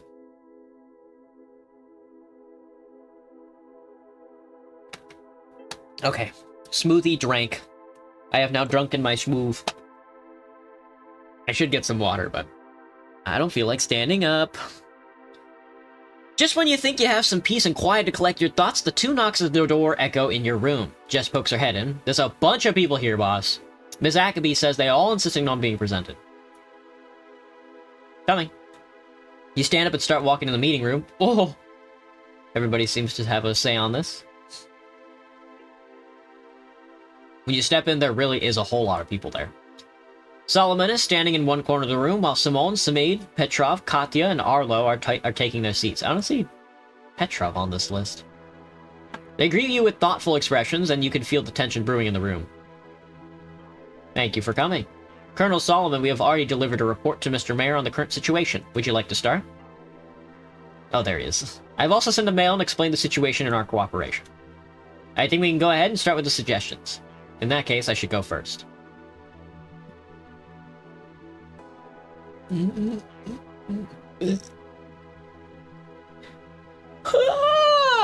Sorry, it was an early morning for me. Oh. We've tested multiple projections to determine the best potential solution in terms of how fast, efficient, and definitive we can approach this situation. While we made sure to take into account the suggestions that will be presented to you here by the existing parties, Dr. Izumi and the data agrees that the best route to take is deploying AI bots to assist the security forces. This again. Are we supposed to assume that AI will be your solution to everything? Yes, if by everything you mean things that demand urgent resolution. Unfortunately, the AI systems are the only plug-and-play option that comes to mind. Unless you're hiding a considerable number of trained troops in your back pocket. You see Simone's this frustrated for the first time. I've been informed by Sophia of your remarks about our institution, and you should know that I will not tolerate disrespect. Arlo is taken aback by his sudden and strong reaction. He huffs and turns to you, opening his mouth to speak. Colonel Solomon, what's your take on deploying AI bots? From a purely efficiency point of view, I believe bots could be helpful, sir. But they will attract negative reactions from the people. I'm not sure if we want citizens to throw things at our bots while we're trying to use the same bots to protect them. That is true. We will have to inform the public beforehand, or it may lead to an escalation of the chaos in any given situation. You're damn right it will. I'll make sure of that. Colonel Solomon tenses up and at the whispered remark by Galan. Excuse me? Arlo shuffles in his seat and speaks to you with an arched brow instead of addressing Solomon. Why not enlist the strongest among us? The people who will literally carry our great city on their backs will surely be able to take on this task. The backbone of Artemis becoming the shield of it as well. You turn to Petrov along with everyone else, and when your eyes meet, the giant man is wearing a candid smile, but his flared nostrils and clenched jaw gives away his true feelings. I assume you don't like that suggestion. Mr. Galan should perhaps thank you, Mr. Mayor. I will not respond to him with the clarity his suggestion deserves. I will instead only say that the workers of the city have done their fair share, and they continue to do so. Taking from one effort to give to another will not carry us forward. You think weakening our trade operations by pulling working people off their duty will not have its own negative consequences? Samed Ralphie nods in agreement. So what? We should aim to lower our trade with the Earth if we want to preserve Helium-3 and achieve independence through sustainability anyway. Mr. Galan is pushing his luck, Mr. Mayor. We're not here to discuss ideology. This man is a fucking class traitor. Samed nods again. If you want someone to become the shield of Artemis, perhaps it should be the white-collar citizens who had enough rest. Samed's eyes suddenly go wide, and he starts shaking his head, saying no instead. Sir, that's crazy. We don't know how to work with our hands, let alone do combat. It would hardly be efficient, and also, we need to keep working as well. Not like the trade dynamics won't suffer if we are on the streets with the security forces. If anything, it will be even worse than not having the workers. A hearty, thundering laugh pours from Petrov's lungs. Colonel Solomon? I think enlisting untrained personnel will definitely have its drawbacks, sir. No matter what background they come from. They'll have to create a crash course training program to teach them the basics, but I can't promise they won't be a liability. I can't believe it's come to this. Nobody's willing to step up and protect the citizens. Fine, we will do it. We will allocate our people to provide reinforcement to the security forces in times of crises. Sounds like a viable option. She would agree with me, Mr. Mayor. I am, after all, her chief consultant. He obviously doesn't appreciate the implication. With all due respect and all things aside, I don't think this would be the best idea, sir. A politically charged organization's members shouldn't be within our ranks. Not to sound pessimistic, but we don't know what we will face in the future. In the less likely scenarios, this may prove counterproductive. What are you implying, Colonel? Solomon doesn't respond, but looks at you with thoughtful eyes. Must express the same concern with Colonel Solomon, sir. It's a very delicate decision about a very critical role, and whichever group fills this position should be politically impartial. Like you wouldn't send your own troops to assist our security forces in a heartbeat if the mayor made the mistake of asking. We'd like to consider ourselves as allies of Artemis, with aligned goals and desires. Of course we would gladly send them, but yes, I understand your point. So I will not proceed with our offer as a gesture of goodwill and mutual understanding. How so selflessly nice of you. Thank you all for your input. I will decide soon. With that, you stand up and leave the meeting room. But even after you walk out, you can still hear them arguing. Your mom. Security forces inadequacy. So the game plan is, of course, want to reach out and express my concerns in private. I believe whichever route we take will come with its own unique set of risks and downsides, and I would like to express my apologies that my organization has allowed the neglect to occur, leading to the issues we're facing. I would completely understand if you don't take any rushed actions to increase the number of personnel we have in hand immediately, and let it stay this way until we can figure out a more permanent long-term solution. Oh no, I'm putting the ideologists in there, brother. I hope you've had the necessary time and input to evaluate the requirements of our institute and what would be the best course of action in order to serve the people of our city better. We're looking forward to your kind feedback and decisions so we can take swift action in complete accordance. This one is dangerous both operationally and narratively. Deploying AI bots might be effective, but Artemisians will definitely react negatively to visible automation and authority roles. The press will literally jump on it and frame it as surveillance with legs and unreliable decision-making abilities. If something goes wrong, even something small, the public reaction will be enough to destroy your mayorship with a single sweep. But enlisting workers is not any better in terms of potentially detrimental narratives it will bring along. It reeks of exploitation, even if your reasoning is far more innocent and pragmatic. The same people who already feel overworked suddenly being handed shields and told to protect the city, that will ignite resentment instead of loyalty. I'm not even going to entertain the white-collar enlistment. It would be mocked publicly before they could even finish their first training session. The media loves symbolic humiliation. You're responsible for everything they say. As for the Limb members, I think it's the most viable choice, as at least they're willing to take on the task, but it's very combustible. Even if their intentions are genuine, opposition outlets will paint it as a partisan militarization, and once that narrative sticks, it'll be almost impossible to peel off, not just from the security forces as an institution, but also from you as a decision-maker. Doing nothing may look calm in the short term, but inaction after visible failure has a way of being labeled weakness, and I regret to admit that you have the people waiting in line to do just that at the first chance they get. Unfortunately, you'll have to choose which risk you take. That's a tough one, but I'll do my best to provide what perspective I can. AI deployment would be the least disruptive if we focus solely on productivity. You'll prevent any harm from being inflicted upon economic sectors, and everyone in the city will be performing their duties. Social resistance will exist, as I'm sure Cassie will agree and elaborate, but economically, it is a sound option. Forcing manual workers into service, even temporarily, would directly slow production, and it's a bad idea in professional opinion. Slower production means reduced trade reliability, which affects revenue streams. White-collar enlistment would create a different problem, along with the one I mentioned above, which is total operational inefficiency. Untrained personnel and security force roles increase reliability risks, which will reflect on the insurance costs, not to mention the damage on the commercial activities. Allowing Limb members to reinforce the forces introduces political volatility into an institution that ideally should remain neutral. Don't get me wrong, I'm not saying that from a political point of view, of course. It's just that markets usually react poorly to perceived instability, and the UEF traders maybe spook the idea of your office becoming politically charged in a radical direction. To be bluntly honest, taking no immediate action preserves current expenditure levels, and it seems like the most logical economic decision at the moment, but of course it does nothing to address the structural weaknesses identified in the reports. The structural weaknesses tend to resurface at inconvenient times, creating exceptional problems that will ripple into finance. Of course we're gonna go with the Limb members. Yes, yes! Those are two things I definitely want going up. I might just forego import-export altogether, man. I'm trying to keep it up as much as possible, but honestly, getting rid of import-export and AI integration to get sustainability, integration, security force, and popularity might just be a better decision to make. Alright. Security forces inadequacy has been dealt with. A statement. Mayor De Silva has decided to enlist Limb members into the Artemis security forces. This questionable choice comes with more than one potentially dangerous subtext. It's an explicit message of alignment and commitment to the independence and anti-UEF sentiment. If not, will the mayor be able to keep Limb members, who are known to be militant and fanatic, under proper control, so they don't turn to either him or the citizens with their newfound positions? Either way, worrying days on the Lunar colony. Mayor De Silva has approved and enlisted Limb members in the security forces, and in doing so made a clear statement of trust. For years, the Limb has positioned itself not as a distant political voice, but as a movement rooted in the streets and neighborhoods and daily struggles of Artemisians. By allowing its members to step forward in defense of the city, the mayor has acknowledged that those who speak most passionately about Artemis also willing to stand in harm's way for it. We strongly believe that the decision signals more than a simple reinforcement and makes a clear statement of great confidence that Artemis is not defended by slogans alone, but by those willing to act when it matters most. We can safely say that this is perhaps the beginning of a deeper, stronger cooperation between the Mayor's office and the Lunar Independence Movement to make Artemis greater than ever. Indeed. Half the players chose to address the public directly without AI involvement. I figured.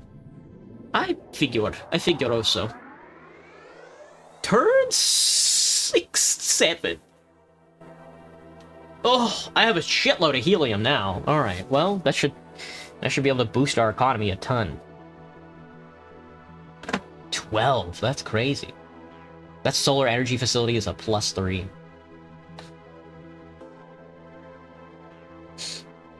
On the morning of the public hearing, Jess picks you up from your apartment. Rush hour hasn't even begun, and you cruise the tubular streets of the city at what you imagine must look to be a very easygoing pace from the outside. Inside the car, though, that's hardly the case. Thoughts race in your mind. You feel ready, boss? Not in the slightest. Jess chuckles in surprise. Well, that's definitely one way to go about it. You arrive at the UEF Central Headquarters in the city center. While the building serves as an operational hub exclusively for expatriate UEF personnel in regular times, you are informed that the main hall has been turned into a courtroom for this isolated instance. You can't help but sense the subtext. The mayor of the city has been questioned by on Earth grounds. There's a huge crowd outside, mostly reporters and protesters, some holding UEF signs, while others chant in support of Lim. You walk a long walk until finally reaching the building's entrance. All the white cameras and microphones follow you, and the aggressive chants of two crowds get louder, directed right at you off the top of their lungs. You step inside the building, and the automatic doors close behind you with a soft electronic buzzing. You're finally away from the chaos, only to look around and realize you'd probably rather face the crowd outside than the one in here. This crowd, in contrast to the one outside, is quiet in their suspicion and contempt. You feel them judging you with a hidden disdain in their eyes, as if they have concrete evidence that everything was your fault and your fault alone. And there are cameras here as well, just no reporters barking questions at you. Instead, they are tasked with streaming the whole session live for the people of Artemis and Earth. You search for familiar faces as the bailiff takes you to your seat, only to find them all already seated. You sit next to Dr. Izumi, Mira Chen, and Colonel Solomon. Right after you do so, a man stands up from across the room. He clears his throat, focusing the attention of the crowd on himself. The man must be a prosecutor, Yosef Bengal. He's in his late 40s with a short and stocky stature, a receding hairline, and a set of boyish large glasses. Now that Mr. De Silva is here as well, we can start the session. His voice is energetic in a way that matches his nimble movements. His eyes sparkle with intelligence and confidence. Just to clarify this unprecedented event, I will address all who take the stand and ask them certain questions regarding the incident, questions that only they can answer. This way? Oh, I was reaching for my water. Let me actually go get my water. Me when I'm in the middle of like a prosecution. Hey, you guys got any water? Oh, my fucking bag. Alright, let me see.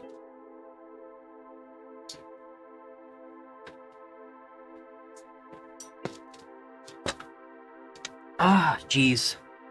Okie dokers. This way, both I and the people of Artemis and Earth will hear your side, and hopefully the information that will be revealed here will also shed some light on who is at fault. He walks towards the long table where you and your acquaintances sit in a row. Miss Izumi.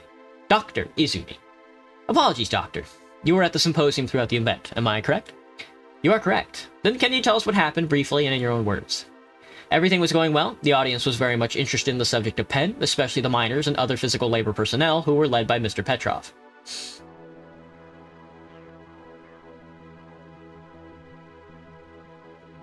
Sounds like an unexpected audience. Do go on, please. The protesters slowly became more and more agitated as they couldn't suppress the speakers or distract the audience.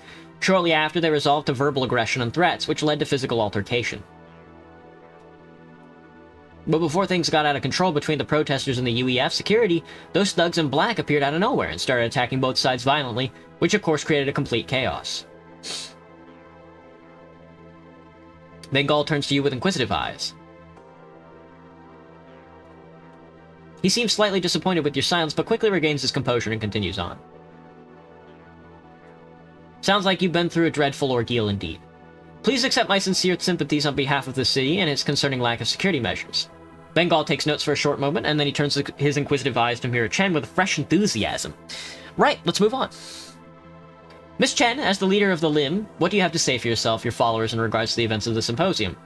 First of all, I'd like to express that this event was made known to us at the very last minute, and if we informed about its planning earlier, we would have refused it in the first place.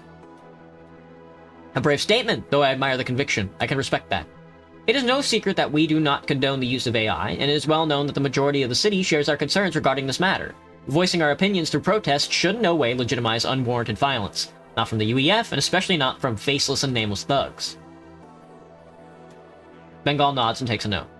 We are the ones who are hurt, maimed, beaten to the brink of death in our own city, if anything. Those masked thugs should be up here, answering for their crimes, not my organization. Bengal doesn't respond, he just walks away to his table to get some notes, as Mira watches him in frustrated anger.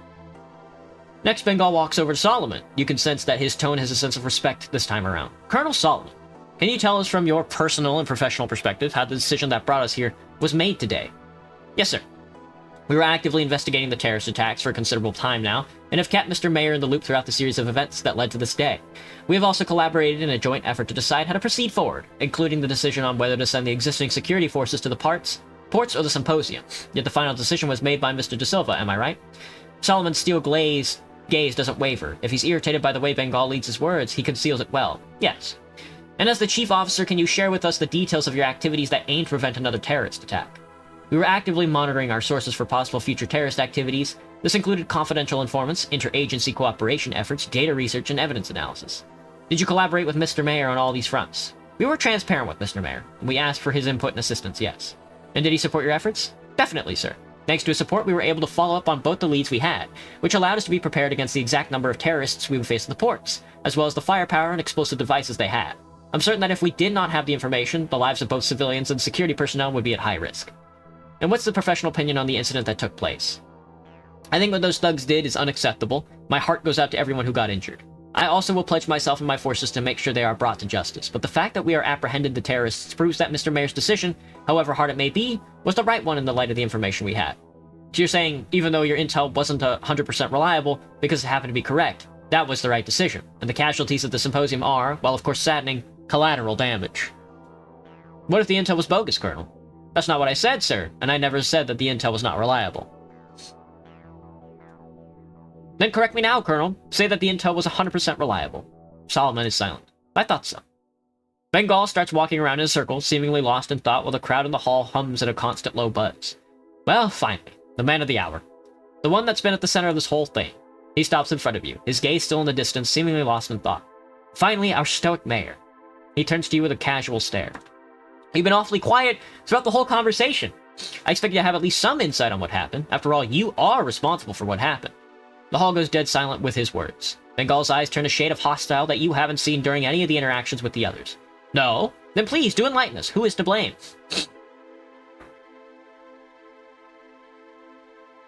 I think the Earth Federation could have been more helpful. Finally, he breaks the silence. But let's not get ahead of ourselves, because I'd like to hear your take on what happened, and specifically, whether you yourself believe that you handled the situation correctly. I'm going to do it to Clash. If you knew what I knew, you'd realize that things would have been much worse without me. I could have done better. For that, I apologize. It was an impossible situation. I believe I did my best. Doing your best. That's hardly the campaign promise of a mayor, isn't it? I'll just do my best to help the city. Though I can't help but feel sympathetic towards you, Mr. Mayor. You did have some big shoes to fill. Having worn nothing but work boots your whole life, I understand how it can be overwhelming. You can rest assured that I wouldn't have taken on this responsibility if I didn't believe I could do it justice. He smiles a sad smile. Unfortunately, noble intentions are worth very little in times of great failure. One thing that's clear is that you are hardly equipped with the necessary skills and experience to run this city. That's been obvious long before the recent tragic events.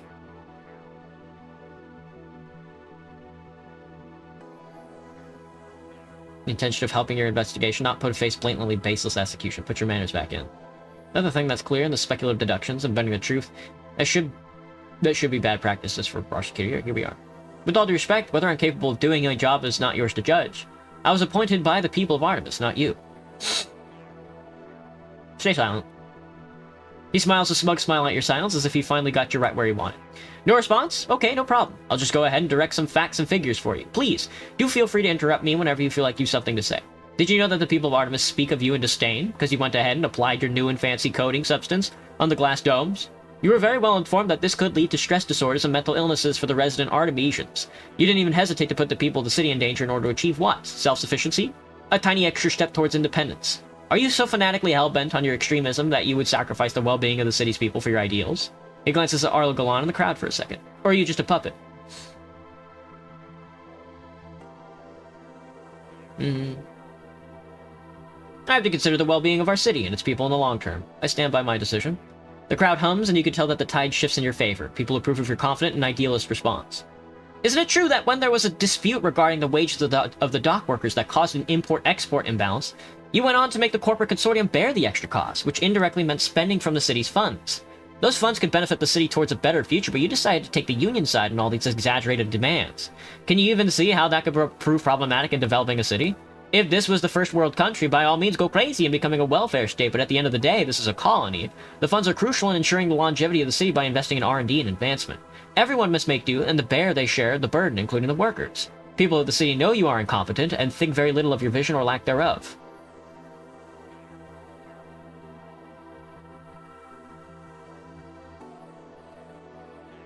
The workers are the backbone of the city. We owe them comfort so that they can keep on working to make sure we live comfortably as well. The humming of the crowd becomes more confident of your words. You see approving glances and agreeing nods, as well as gazes filled with detest towards Bengal. Bengal is locked in on you now with what seems to be an unbreakable focus. He's past the point of caring about the crowd and their opinions. He wants blood. You frivolously spent the city's funds to chase multiple dubious leads, only to go ahead and fail anyway. Or is not true? Is the colonel lying? It's obvious that your silence satiates only a small part of his hunger. The crowd is quiet with focus. Go ahead, Mr. Mayor, the floor is yours. Tell us your reasoning, please, if you have one. Why would you send the city's security forces to the ports, knowing full well what could happen at the symposium if the protesters were left unsupervised? Unless you already knew that the symposium would be contained by other parties. That's when you see a face in the crowd. A broad slither of smile almost contorting his features beyond the capabilities of human flesh. A calmly content Cheshire cat. Vito. He winks at you without breaking a smile. Mr. Mayor, are you with us? You should be asking these questions to the parties that benefited from their unexpected visit. I think you should be asking these questions to the parties that benefited from their unexpected visit. Oh, is that so? Care to elaborate? For a fact that UEF forces retreated immediately, leaving the LIM members and civilians to be attacked by thugs, almost as if allowing them to do what they couldn't and walk away scot-free, almost as if making a statement. The thugs did step in just when the LIM members were obviously going to be overpowered and failed stopping the symposium. Sure, they took some beating, but the symposium was successfully ruined. Just to be clear, and as an official statement for the records, you are saying that the UEF is at fault for the incident? Nope. Bengal stands still for a moment and slowly eyes the room with narrow, thoughtful eyes. Finally, he nods to himself, as if he concluded his own private train of thought, and the room was just there as a simple backdrop. Not guilty. Oh shit, look at me. As he starts walking back to his table, you can feel that the overall opinion seems to be divided. Some are in favor of you, while others are convinced by Bengal's line of questioning. He's aware of the ambivalence too, and even though he failed to establish the negative public opinion about you that he so obviously came to create, his smug expression remains content. He slowly gathers his things and turns around to address the public.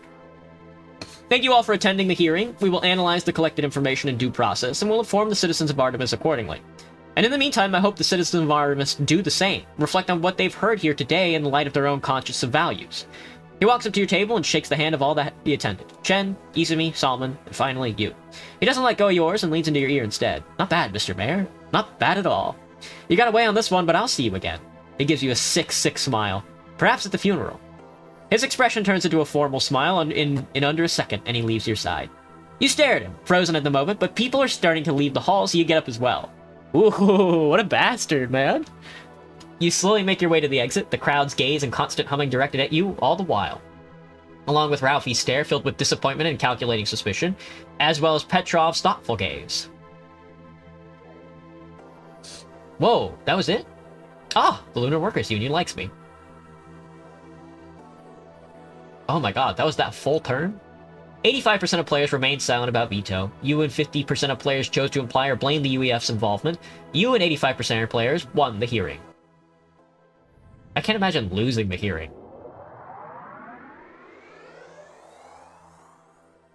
That would be kind of silly-coded. Official request for Helium-3 acquisition. Artemis has an ongoing arrangement with periodic helium-3 exports with the UEF Federation in exchange for UEC. You will need coins to acquire components and equipment from Earth, which will allow you to approve projects. Yeah. I can sell 8. I will keep 20. There we go. My fucking helium economy is bolstered, brother. Look at me. Alright, what's the spiel? Early signs of escalation and protests. Our projections of the recent civil unrest, as well as the sources within different factions, indicate in unison that the protests are trending towards a steep increase. The independence movement seems to have found courage in your stance against the UEF at the hearing. They're riding the wave of the recent protests and turning the narrative into a full public rally for full independence.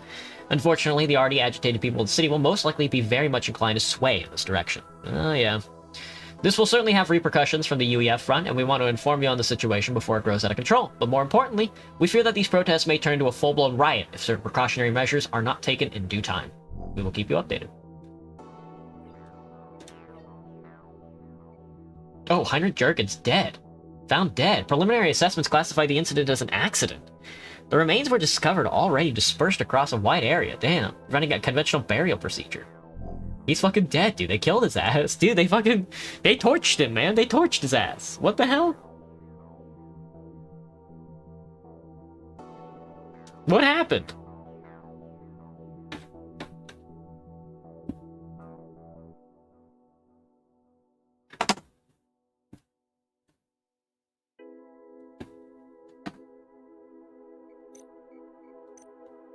We'd like to thank you and offer our congratulations for your dignified attitude during the hearing. Thanks to you and the example you've set, we have an unprecedented amount of support from the people of Artemis in our endeavor towards inevitable freedom from the UEF's rusted shackles.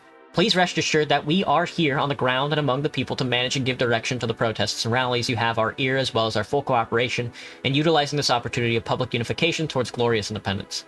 Ms. Chen and I would like to meet you as soon as you are available to discuss the important plans of our next steps. Penn Trials reported Earth-based media outlets report that the Penn system is currently being applied in select laboratories under controlled conditions. According to these reports, preliminary test results are said to be progressing exceptionally well. No official confirmation has been issued to Artemis authorities regarding the scope and timeline of these applications. Oh, projected benefits? I can go for some projected benefits right now. Preliminary briefings regarding the nanotech data center outline several projected advantages for Artemis. Among the highlighted benefits are faster communication networks, reduced infrastructure expenses through renewed systems, and overall improvements in operational efficiency across multiple city sectors.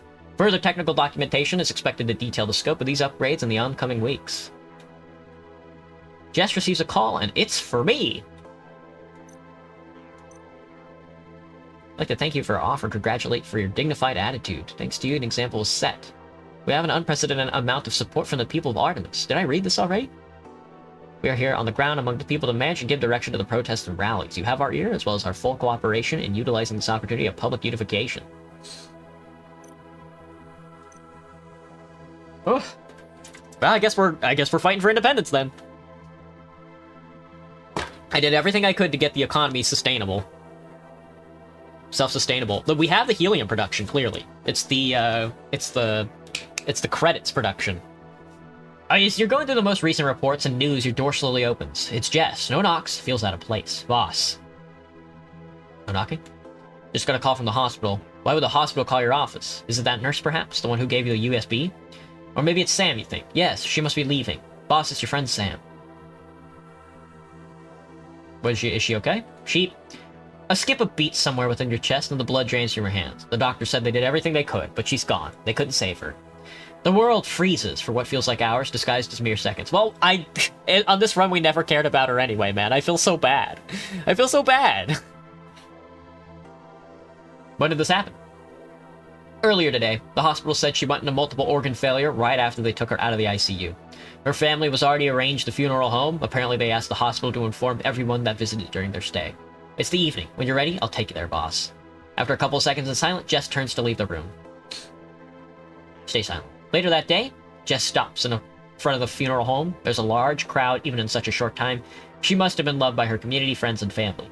When you step inside the funeral home, there's a large hollow screen at the center of the room and videos of Sam play in a loop.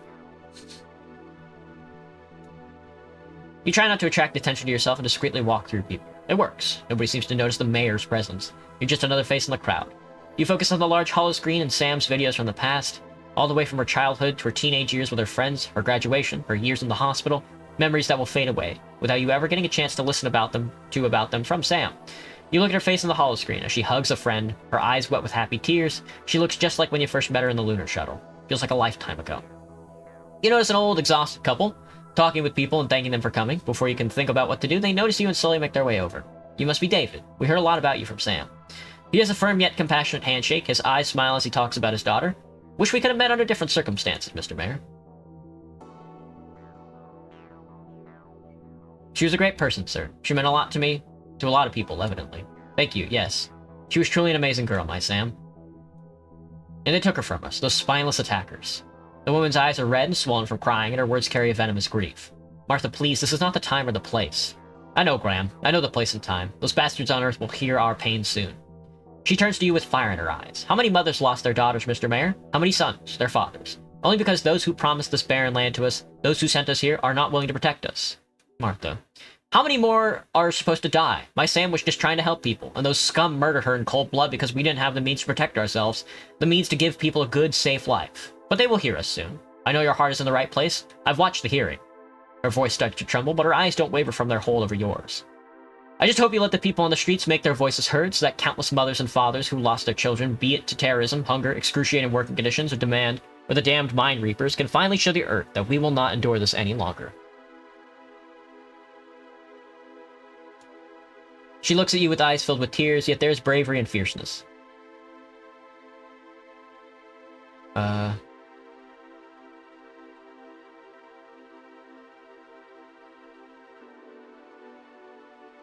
Do not mistake my agreeable attitude with pacifism, ma'am. I will not argue with you in your daughter's funeral, but I implore you to stay off the streets. You and the people who have been hurt by the unfair UEF policies have my heartfelt support. She steps forward and hugs you tight as silent sobs escape her chest and land on yours. Thank you. Sam was right about you. She holds you in her embrace a little longer, then you move on to talk with the other people. You slowly make your way out. When you step outside, you notice that there's a man walking toward you. He's wearing a hoodie, but Jess notices it faster, and in a second, she's behind him with fast and silent steps. Less than a second later, and she has the man pinned on the hood of the vehicle. When you approach closer, you realize it's Mark, Sam's cousin. Jess realizes you know him and lets go. Good job making sure you're well protected. Not gonna help you. Help? You got some nerve, man, I'll give you that. How did you help Sam, huh? He takes a step towards you and Jess shadows his movement. I went through Sam's agenda, and guess what I found? She met you just 2 days before the incident. You knew what was gonna happen, didn't you? You must have known, and you didn't warn her. It's your fault my cousin's dead, man, and I'll get you for that.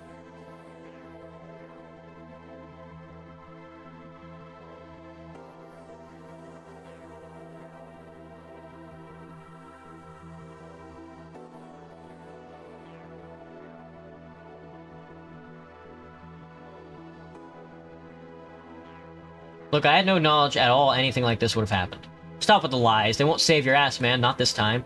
At the very least, have some respect for her memory.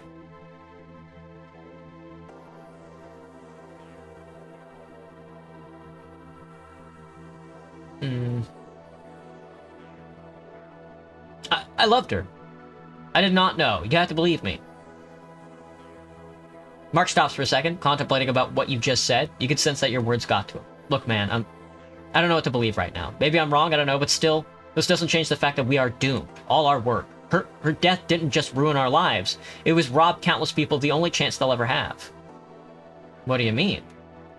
The Mind Reapers. Sam's been helping my investigation. I finally found an editor who's not afraid to publish a news exclusive about them.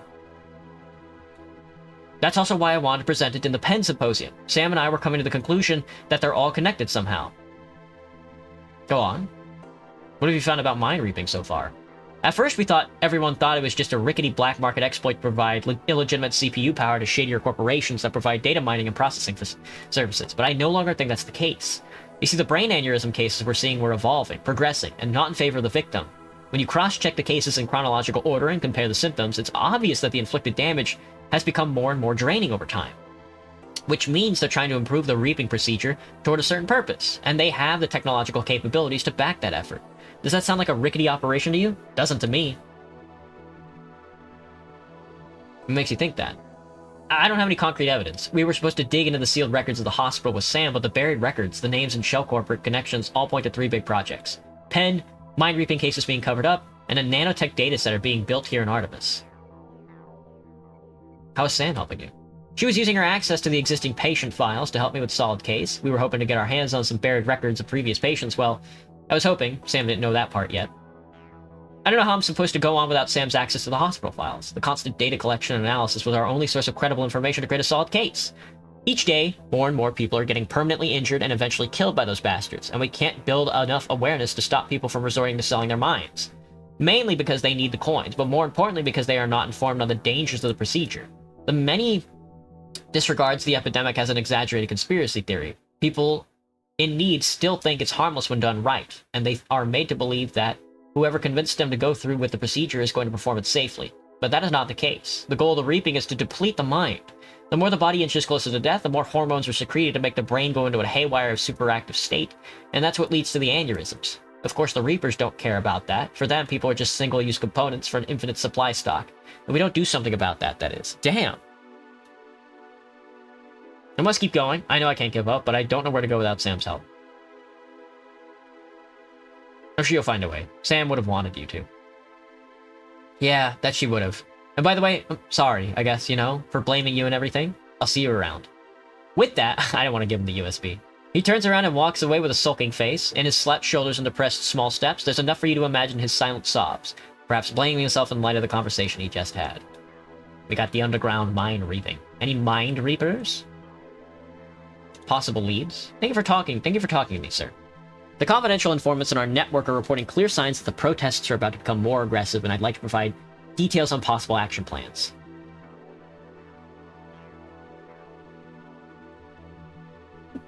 I'm listening. Sir, it's my professional opinion that in such circumstances, the critical thing is to take action. Be it gathering actionable intel or nipping the bud and proceeding with a series of wide-scale arrests to make sure that we cover all potential attempts.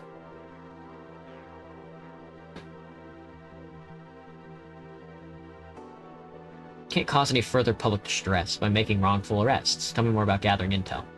We can pinpoint the location of the provocateurs by the encrypted comms intel data, sir, even though we cannot exactly profile them. The CIs refuse to go as further to name any specific names, even if they do have suspicions.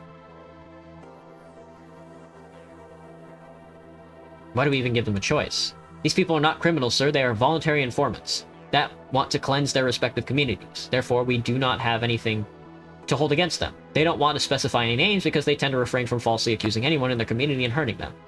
If these sound suitable, I will make the preliminary arrangements for both cases and create a projection of required operational funds, sir. I can have that on your desk in a short time so that you can make a decision on how you'd like to proceed. Okay, thanks, Colonel. Of course, sir. In either case, I will personally carry out the operation and make sure that we are ready to conduct status as soon as possible. Okay. Okay. Okay, whatever you say. Okay, okay.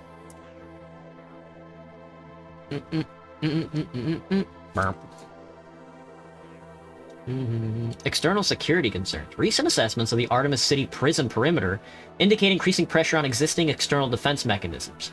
While additional shielding and reinforced transport measures were previously installed following transfer vehicle hijack attempts, current infrastructure remains outdated and visibly deteriorated.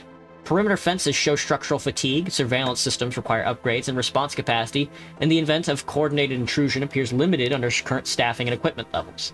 Given prior gang activities targeting detainees during the transfers, it is underlined that continued underfunding of external security measures may create vulnerabilities that extend beyond the facility itself. Mr. Mayor, I regret that I have to send this email in anonymity, but I feel that this is in the best interest of both of us. Even my most trusted consultant doesn't know that I'm writing to you, and I would direly insist that you show the decency to keep it that way. While I firmly believe that our organization's ideals are righteous to say the least, I cannot deny the fact that I am worried about what our intentions and ideals may turn into if we do not tread carefully. I know you already agree with at least some, or hopefully most of our ideals on the UEF, but I believe that we still need to check and balance each other as essential mechanisms that will take the city into a better future and prevent the movement from accidentally turning into a vendetta rally. For that reason, I need your help. I need your help to make sure that if and when I need to hit the brakes, I have an ally that I can trust, so that this whole thing does not run over me and snowball into something that it was never supposed to turn into. These protests will get out of hand, I can see it. This is orchestrated either by the sleeping provocateurs that are implemented by outside forces, or a hidden few within us that hold an alternate, more radical agenda. Unfortunately, I'm not certain when it comes to which of these is the case. Please tread with extra caution in every step of the way, especially about whom to trust. Mira Chen. Regardless of where things stand between us or which direction you choose to pursue an alliance, it's critical that you do everything in your power to stop the terrorists when you have the chance. They are not only behind the heinous public attacks, but behind everything that is wrong and rotten in our city, including the Reapings. They are the past that must be crushed, and you must put your full weight behind that effort if you truly intend to put it to an end. Oh! Hello, Petrov. Hope you're well in these trying times. I have been on both ends of such unfortunate civil disputes, and know very well, perhaps too well, for my own good, that they can turn in the blink of an eye into politically charged violent riots. That's precisely why, even though many among us strongly wish otherwise, I'm keeping our people of the working class in their homes and away from the streets. I wholeheartedly believe that you will find the goodwill of the heart and the strength of the mind to take every possible precaution to stop this from turning into something larger and more vulgar. I am afraid that the further antagonization of Earth will not be tolerated by the already struggling working class, as they are strongly committed to the ideals of unity and strength that are born from cooperation. I trust your judgment in showing sound awareness of the possibility that these unfortunate series of events are organized intentionally for ulterior motives and malicious intent on our city, disguised as a call for freedom and independence by the few that manipulate the people. I've cried the call for freedom many times. I can assure you that the echoes we hear in the city now are but the cries of wolves, not of the righteous. If this situation is not solved and solved swiftly in reconciliation with the UEF, I am in fear of the extent I can keep the good people of our union in their homes. And when the working people come, they come for all who are responsible, unstoppable, like the crushing wave in an ocean in a storm. I trust your judgment and your compassion for the city and its people. Anatoly. Prison External Security Reinforcement Funding. Director Katsaros of Artemis Prison Facility submits an official request for additional funding to reinforce the external security infrastructure of Artemis. According to the director, the prison has already experienced attempted hijackings of transfer vehicles and repeated pressure from the organized gangs seeking access to detainees. Advanced shielding upgrades and perimeter surveillance have been partially implemented, but the current budget no longer allows further reinforcements. Katsaros reports that without stronger perimeter defenses, the facility risks armed trespassing, inmate extraction, and escalation of organized criminal activity within the lower living quarter. Sure. Probably a bad decision, but I'll take it.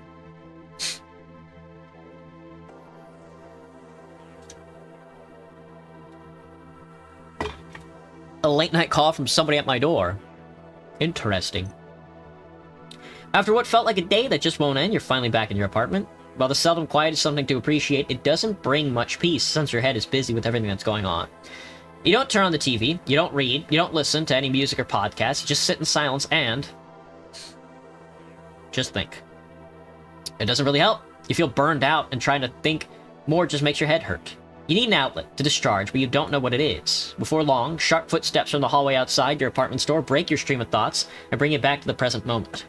Before you can wonder if someone's here for you, there's 3 equally sharp knocks. You walk towards the door and check the people. You look through the people cam and it's Alvarez. What is she doing here? What are you doing here? We need to talk, Mr. Mayor. Can you please open the door? I'm afraid your neighbors won't ignore the noise if I keep knocking, which I will. She has a point.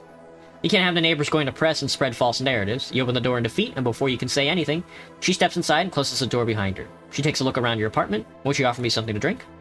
Sure. You pour her a glass of whiskey, and she takes a large, daring sip, staring into your eyes all the while she does. Vice President. Don't drink and wait for her to speak. Impolite, but okay. She sighs and starts casually walking around in your apartment. I'm not here for a nightcap anyway. We have serious matters to talk about. Things that'd be better off if not talked in your office. Have you thought about what you'll do at the protests? As a part of my job, yes. Exactly. I'd like to help you do your job. It'd be in my benefit if the city I'm working so hard for it doesn't crash and burn, so I have a solution. You have an extremely unstable situation in your hands, one that I'm not sure if you realize the severity of. If these protests turn into riots, they will have irreversible effects on the social texture of Artemis, and it'll be extremely hard to course correct in the short and medium term. Even if you somehow stop the riots, the people will not forget that the administration of their homeland was deaf and mute to their cries for change. That's exactly what drove the UEF to come up with the rather brilliant marketing campaign of this so-called promised land that we're standing on right now. Mean Artemis? What else? Oh, and the fact that we're going down a path that's becoming more and more similar to Meritorier oblige movement. The problem is, the moon doesn't have a satellite of its own to which you can deceive and send the opposition off to. She freezes for a second upon realizing the clueless expression on your face, then she connects the dots and rolls her eyes. I keep forgetting that you're not actually a politician. She sits on your sofa and her legs tucked under her. Her skirt covers just enough to hide her inner thighs, but not nearly enough to hide her toned legs. You make sure that your eyes don't linger over anywhere you're not supposed to, and she notices it immediately. She looks impressed. She taps on the sofa to call you over next to her and whispers, "Come," as one affectionately would to a pet. Sit down next to her. There he is. You can feel comfortable with me. She smiles with a satisfied yet hungry expression. What were we saying?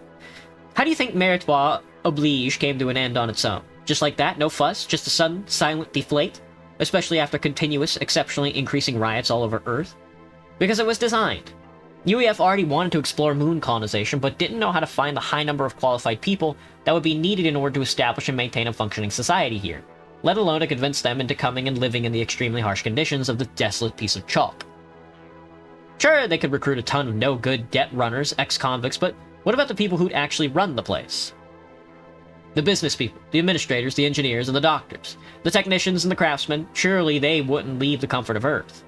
That's when they came up with this brilliant ruse. Anyone who doesn't want AI to meddle with their professional practice, and believe me, every profession had at least some dissenters, higher status professions, conveniently even more so, can become a heroic pioneer in this new and highest human endeavor. They can have their name written on the pages of history in gold letters, and on top of that, they get to live in an AI-free society just what they wanted. The perfect setup.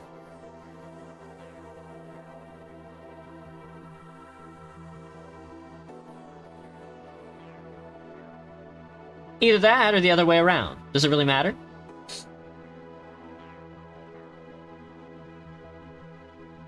In the end, the two birds with one stone. You get the perfect populace for colonizing the moon willingly, and get the Earth to rid all the AI dissenters at the same time. But you see, you don't have that luxury. You don't have an out if the people of the city reject you.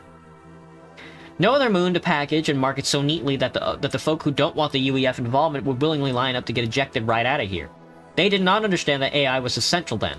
They will not understand that autonomy and self-sustenance is simply not possible now. They just want.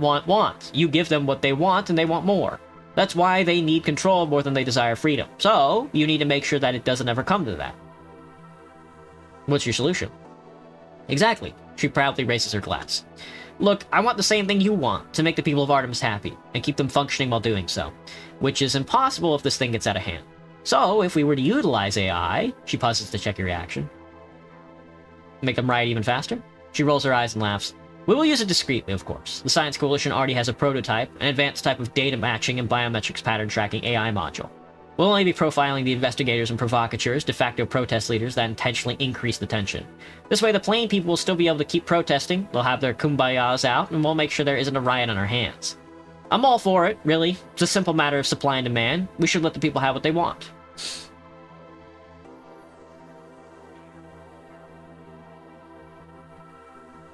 If they can collect the data, why don't they use it in traditional means to apprehend such suspects? I believe in letting the experts do their work and not micromanaging, so if you want more details, I'll send Sophie tomorrow.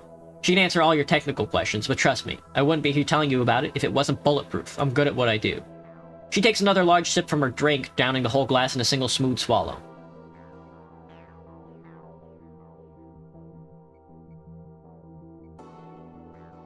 Okay, let me hear the details from Sophia tomorrow. Perfect. Now that the stressful subjects are out of the way, I thought maybe we'd have some relaxing time. She gets off the couch and softly grabs your hand, with inviting eyes, as she unbuttons her shirt, takes a step towards your bedroom.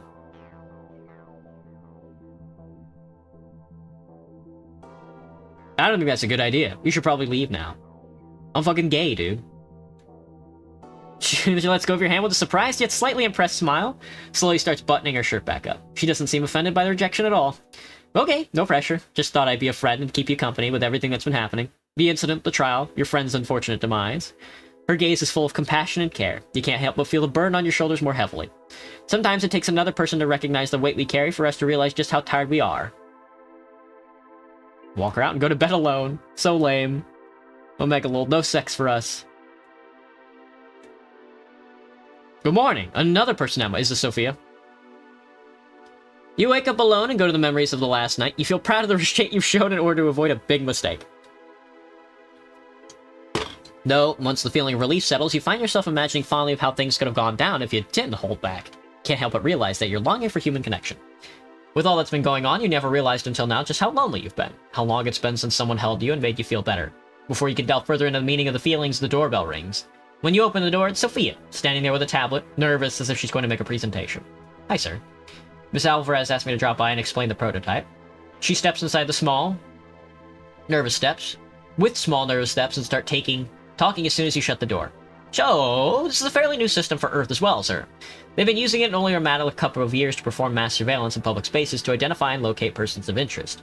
They're implementing certain protocols with the AIA into their main surveillance grid in order to utilize its database reach and meta-analysis capabilities in real time.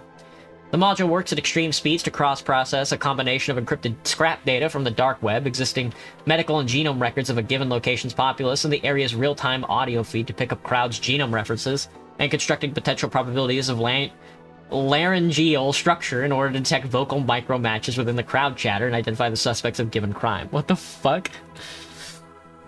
I see. I know, it's not an easy decision, sir.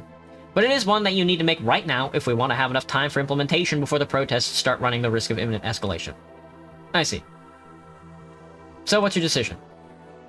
We should turn back on AI completely, especially, I want it scrapped.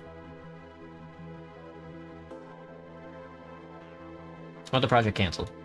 You see a momentary glint of worry in her eye, or maybe it's just wishful thinking on your part. Understood, sir. With that, she hurries out the door, leaving you alone with your thoughts. Negative impression on the Artemis Science Coalition. Take a ride with Colonel Solomon to an unknown destination. He's gonna kill me. We're gonna get fucking shot in the head again. Yeah. But before that can happen, I'm fucking leaving, dude. Fuck. To an unknown destination. He's gonna shoot us. He's gonna shoot us in the fucking head, dude. No! Oh, fuck. Alright, everybody. So, that was more Lunar Ascendant. We're slowly making our way through the game. I'm not sure if next week we're gonna be shot in the head, but we could very well be. I wouldn't put it past anybody to you know, shoot me in the head. But with that being said, I'm going to end the stream. I'll be back again with the usual time, I think. Well, tomorrow I have like a 9 to 5 shift, so I think... Yeah, tomorrow we'll be back at 6 for some Team Fortress 2. I hope everybody has a good rest of your night. Bye-bye, everybody. Johnny. I mean, rest of your day, rather. Not night. That's not right at all. Bye-bye.